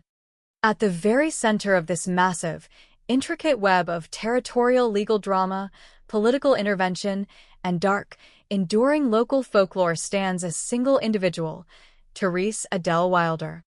She was absolutely not a theoretical symbol for systemic legal reform, nor was she a ghostly, screaming apparition meant to provide a momentary fright for teenagers parked on a dark, isolated road. She was a deeply real, breathing, profoundly established human being. She was a 68-year-old woman who simply, quietly wanted to live out the beautiful autumn of her life in the profound, undisturbed peace of her chosen sanctuary. She was a woman who, when suddenly and violently confronted by absolute terror and overwhelming physical force, exhibited unimaginable, breathtaking courage. She fought fiercely, desperately, and valiantly for her own survival against entirely impossible, overwhelmingly violent odds. The true, lasting horror of Morgan's Corner does not reside in the supernatural, the ghostly, or the unknown whispers of the wind. The absolute true horror is deeply, permanently rooted in the stark, uncompromising, and terrifying reality that profound isolation and absolute vulnerability can be exploited with such devastating, lethal cruelty. As we continually look back at the dark, winding, mist-covered roads of the Nuuanu Valley and analyze the monumental, historic legal shifts that eventually followed in the heavy wake of this brutal crime, we must actively, consciously strip away the distracting layers of myth and the dense legal debate to respectfully remember the victim. The enduring legacy of this harrowing case must ultimately and always begin and end with the profound, quiet acknowledgement of Therese Wilder's inherent humanity, the peaceful dignity of her quiet life, and the agonizing, completely unjustifiable, and deeply terrifying nature of her tragic death in the deeply shadowed heart of an island paradise. The enduring legacy of the Therese Adele Wilder murder case extends far beyond the immediate shock of the 1948 home invasion, echoing through the decades as a profound catalyst for sweeping societal and legal transformation within the Hawaiian Islands. When we deeply examine the historical footprint of this specific tragedy, we are forced to confront the uncomfortable, complex intersection of severe criminal violence, the terrifying absolute power of the territorial justice system, and the remarkable, almost unbelievable sequence of executive interventions that fundamentally altered the course of capital punishment in the region. The mere 15 minutes that separated James Majors and John Palakiko from the lethal drop of the gallows in September of 1951 represent the absolute critical fulcrum upon which the entire moral weight of the Hawaiian penal system balanced. To fully grasp the magnitude of that specific moment, one must understand that the machinery of state-sanctioned execution is designed to be an unstoppable, unfeeling force, a rigid bureaucratic process that methodically erases the individual in favor of absolute, uncompromising retribution. The executioners had prepared the ropes, the condemned men had taken their final, agonizing steps, and the territory was entirely prepared to close the dark chapter of the Morgan's Corner tragedy with a reciprocal act of extreme violence. When Governor Orrin E. Long signed that emergency stay of execution, acting upon the urgent, frantic legal maneuvers of defense attorney Harriet Buslog, he did not merely halt a mechanical procedure, he effectively shattered the unquestioned authority of the death penalty in Hawaii. This singular, Unprecedented intervention forced the entire society to abruptly pause and aggressively interrogate the deeply disturbing allegations that the foundational confessions of the two young fugitives had been violently and systematically coerced by the Honolulu police force during hours of relentless, exhausting interrogation. This forced societal introspection initiated a monumental shift in the territorial consciousness regarding the inherent fairness and the potential for catastrophic error within the criminal justice system. The intense, highly polarized debate that erupted in the immediate aftermath of the halted execution laid the necessary, foundational groundwork for the eventual, historic abolition of the death penalty in Hawaii. The horrific realization that the government had come within mere hundreds of seconds of executing two individuals based on potentially compromised evidence terrified lawmakers and citizens alike, creating an undeniable mandate for comprehensive legal reform. The subsequent executive decisions made by future leaders further dismantled the initial, severe momentum of the 1948 conviction. When Governor Samuel King formally commuted their sentences to 90 years in 1954, he formally acknowledged the profound, lingering doubts that heavily clouded the legitimacy of their original capital trial. This decision removed the immediate threat of the hangman's noose, but replaced it with the crushing, overwhelming reality of spending the vast majority of their natural lives within the harsh, unforgiving concrete confines of the territorial prison system. It was a clear transition from the absolute finality of execution to the slow, agonizing endurance of long-term institutionalization. Yet, the evolution of Hawaiian justice continued its inexorable march toward a more rehabilitative philosophy, culminating in the astonishing 1962 decision by Governor John A. Burns to grant both Majors and Palakiko conditional parole. This final executive action effectively completely overturned the severe, uncompromising mandate of the 1948 jury, thrusting the two men back out into a society that had fundamentally changed during their 14 years of intense, highly publicized incarceration. The divergent, deeply contrasting paths that James Majors and John Palakiko navigated following their release from prison offer a stark, sobering examination of the permanent, devastating psychological scars inflicted by their extreme experiences. John Palakiko found the abrupt transition from the rigidly controlled environment of the penal system to the unstructured demands of civilian life entirely insurmountable. The heavy, inescapable burden of his identity as a convicted murderer, combined with the immense challenge of reintegrating into a modernized Hawaii, proved to be a catastrophic combination. He ultimately failed to adhere to the strict, uncompromising conditions of his parole, a failure that triggered a devastating return to the very institution that had consumed his entire adult life.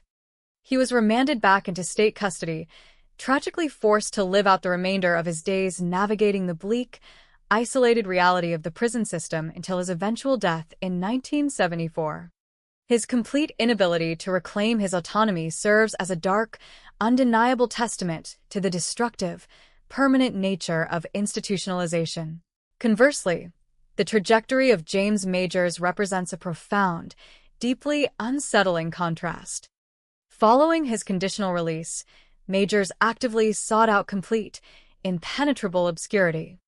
He relocated across the ocean channels to the island of Maui, deliberately stepping out of the intense, blinding spotlight of his infamous past to cultivate an existence defined entirely by quiet, unremarkable routine.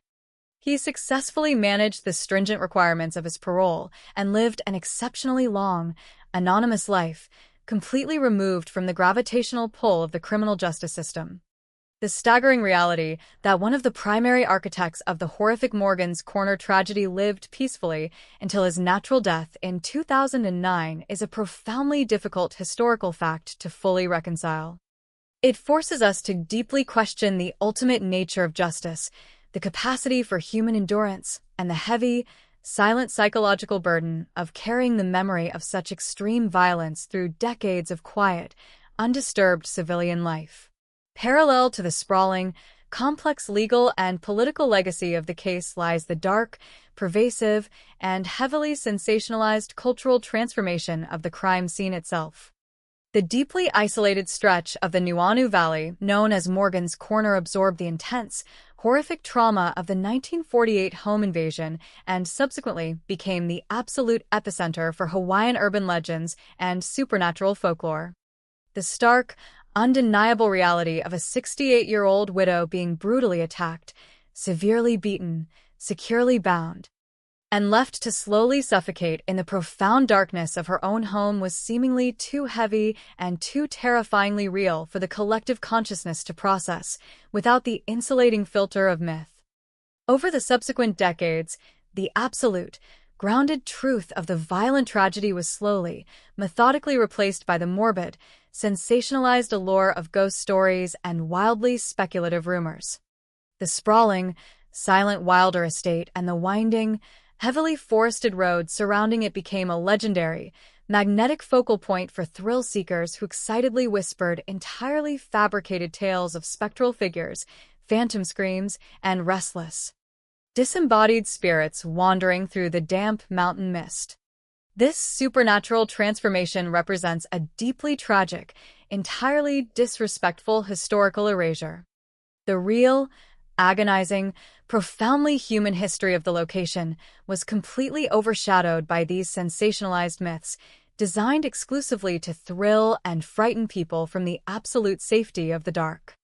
The terrifying, forensic reality of asphyxiation and blunt force trauma was completely buried beneath layers of cheap, manufactured supernatural thrills, transforming a site of immense human suffering into a localized roadside attraction for the morbidly curious.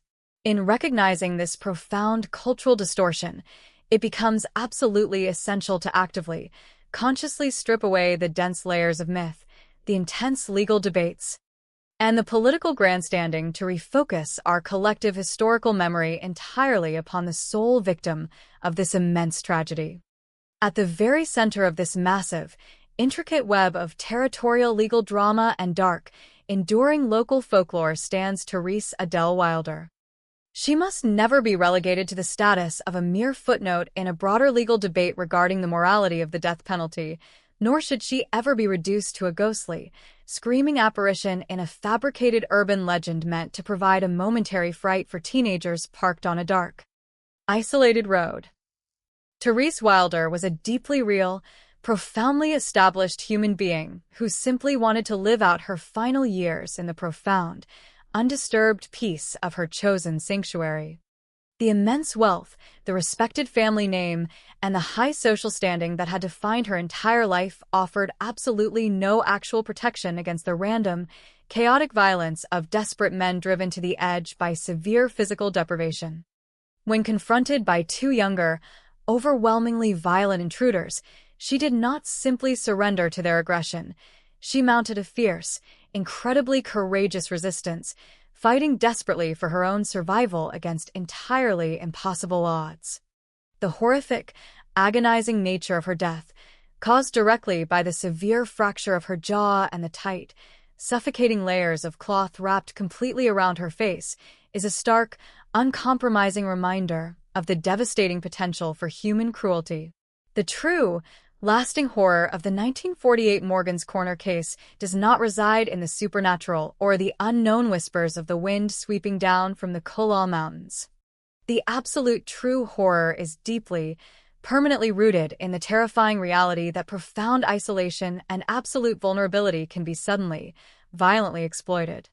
The legacy of this harrowing, historically monumental case must ultimately demand a profound, quiet acknowledgement of Therese Wilder's inherent humanity and the peaceful dignity of the life she built for herself in the Nuuanu Valley.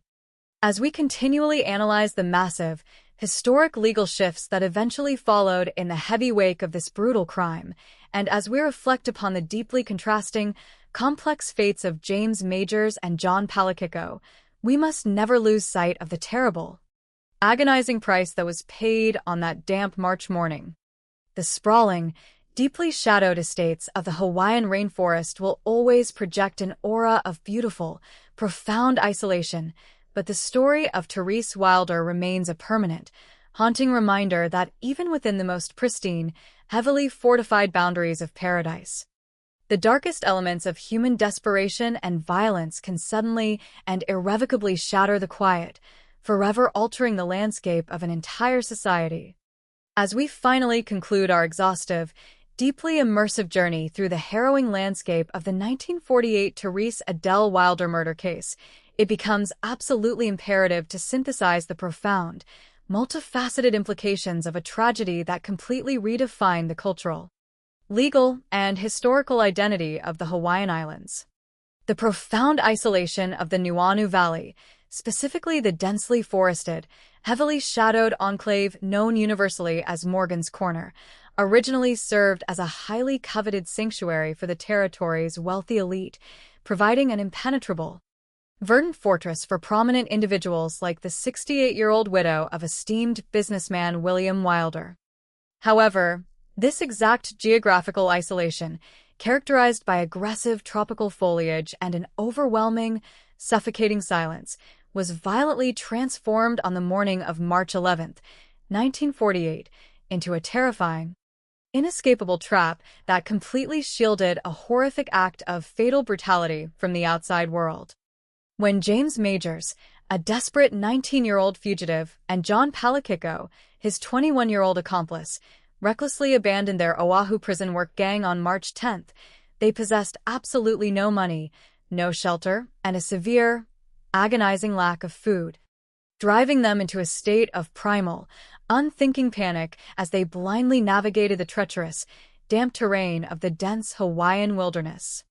Their initial, chaotic plan to burglarize a different residence was abruptly altered by the simple, domestic scent of cooking food drifting from the sprawling Wilder estate, leading them to make a catastrophic, fatal assumption that a solitary, elderly occupant would present an easy, unresisting target for their desperate acquisition of sustenance.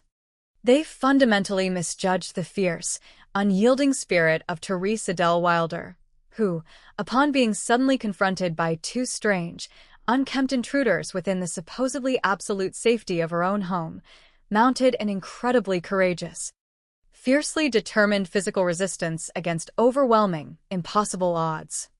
The ensuing struggle completely shattered the profound peace of the elegant mansion, escalating rapidly into a brutal, unforgiving physical assault where the two young men, attempting to neutralize her fierce defiance and simultaneously ransack the grand rooms for basic survival resources, struck the 68-year-old woman with such immense, devastating force that they severely fractured her jawbone.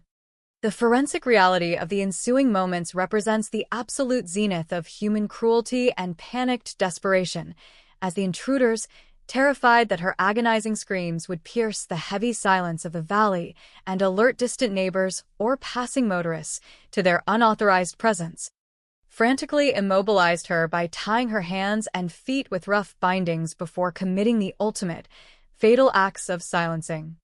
They forcefully shoved a makeshift cloth gag deep into her mouth, a brutally agonizing action compounded exponentially by the severe trauma of her newly shattered jaw, and then proceeded to wrap multiple, thick, restrictive layers of fabric entirely around her face and head, effectively encasing her in a suffocating physical barrier that completely prevented normal respiration.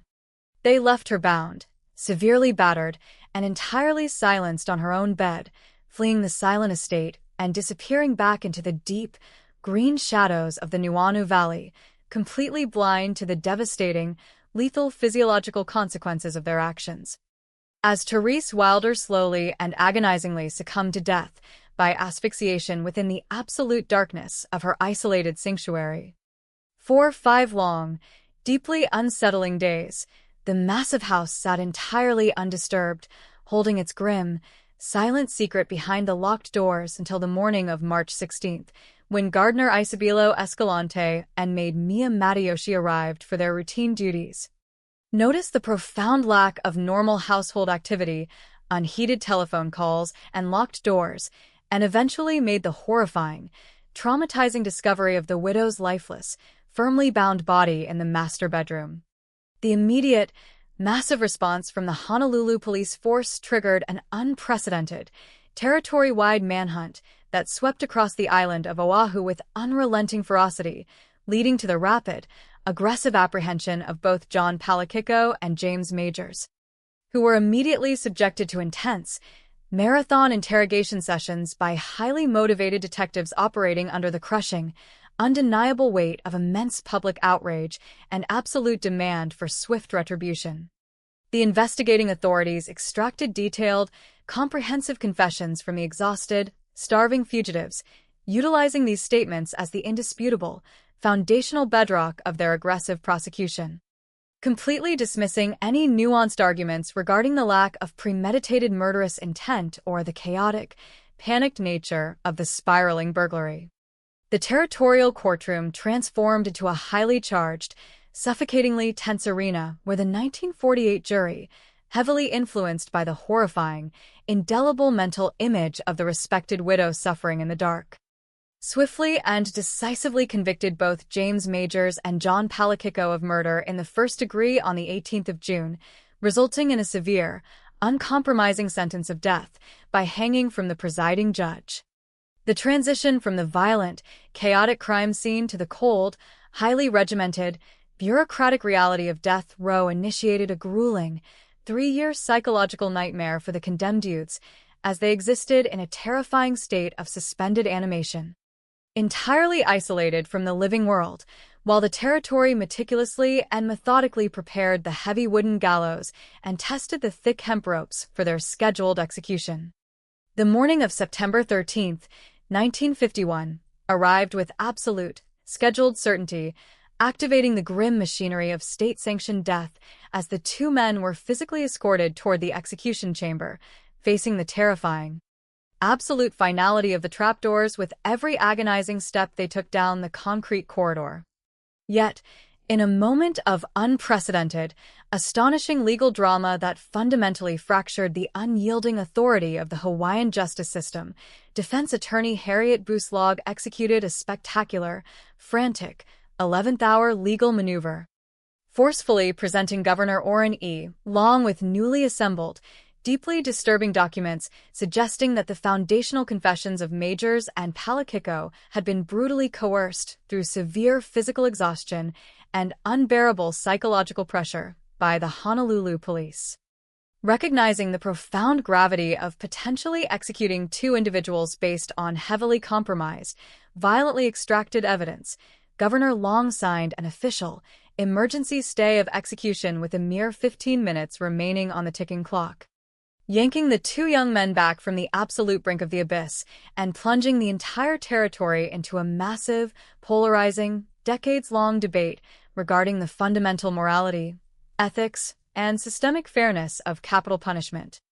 This singular, breathtaking intervention did not merely halt a mechanical execution procedure, it served as the profound, highly scrutinized catalyst that exposed the inherent, catastrophic risks of a justice system driven rapidly by extreme public outrage and heavily flawed interrogation tactics, ultimately contributing heavily to a massive shift in public policy that led to the official abolition of the death penalty in Hawaii. The subsequent executive decisions further dismantled the severe momentum of the original conviction, beginning in 1954 when Governor Samuel King formally commuted their monumental sentences to 90 years in prison, explicitly acknowledging the profound, lingering doubts that heavily clouded the legitimacy of the capital trial, and culminating in 1962 when Governor John A. Burns fundamentally altered their destinies by officially granting both men conditional parole. The profoundly divergent paths they navigated following their release from over 14 years of intense, highly publicized incarceration offer a stark, sobering examination of the permanent psychological damage inflicted by extreme institutionalization. As John Palakiko found the abrupt transition to civilian life completely insurmountable, violated the strict conditions of his parole, was remanded back into state custody, and tragically passed away while still heavily confined by the prison system in 1974. Conversely, James Majors managed to quietly slip away from the suffocating notoriety of Oahu, intentionally relocating to the neighboring island of Maui to cultivate an existence defined entirely by absolute anonymity and quiet routine, successfully avoiding the gravitational pull of the criminal justice system and living an exceptionally long, deeply obscure life until his natural death in 2009, taking the ultimate, unvarnished truth of the intricate details of what truly transpired inside the Wilder mansion directly to his grave. Parallel to this sprawling, incredibly complex legal and political legacy, a significantly darker, far more pervasive, and deeply heartbreaking cultural transformation occurred at the geographical location of the crime itself, as the stark, horrifying reality of the 1948 home invasion was slowly, methodically replaced by the morbid, sensationalized allure of urban legends and supernatural folklore.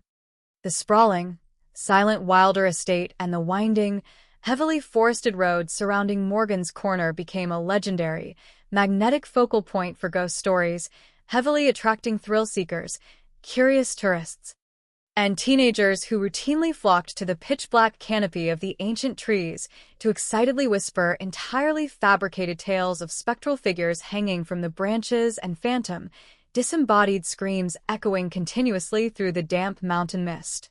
This supernatural transformation represents the ultimate tragedy of historical erasure, as the real, agonizing, profoundly human history of the location was completely overshadowed by sensationalized myths designed exclusively to thrill and frighten people from the absolute safety of the dark, continuously burying the true memory of a real woman beneath layers of cheap, manufactured supernatural thrills.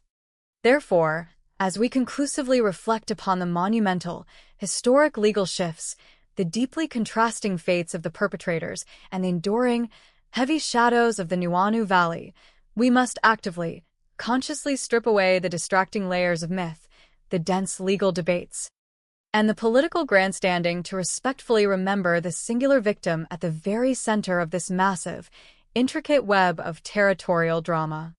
Teresa Del Wilder was not a theoretical symbol for systemic legal reform, nor was she a ghostly apparition meant to provide a momentary fright.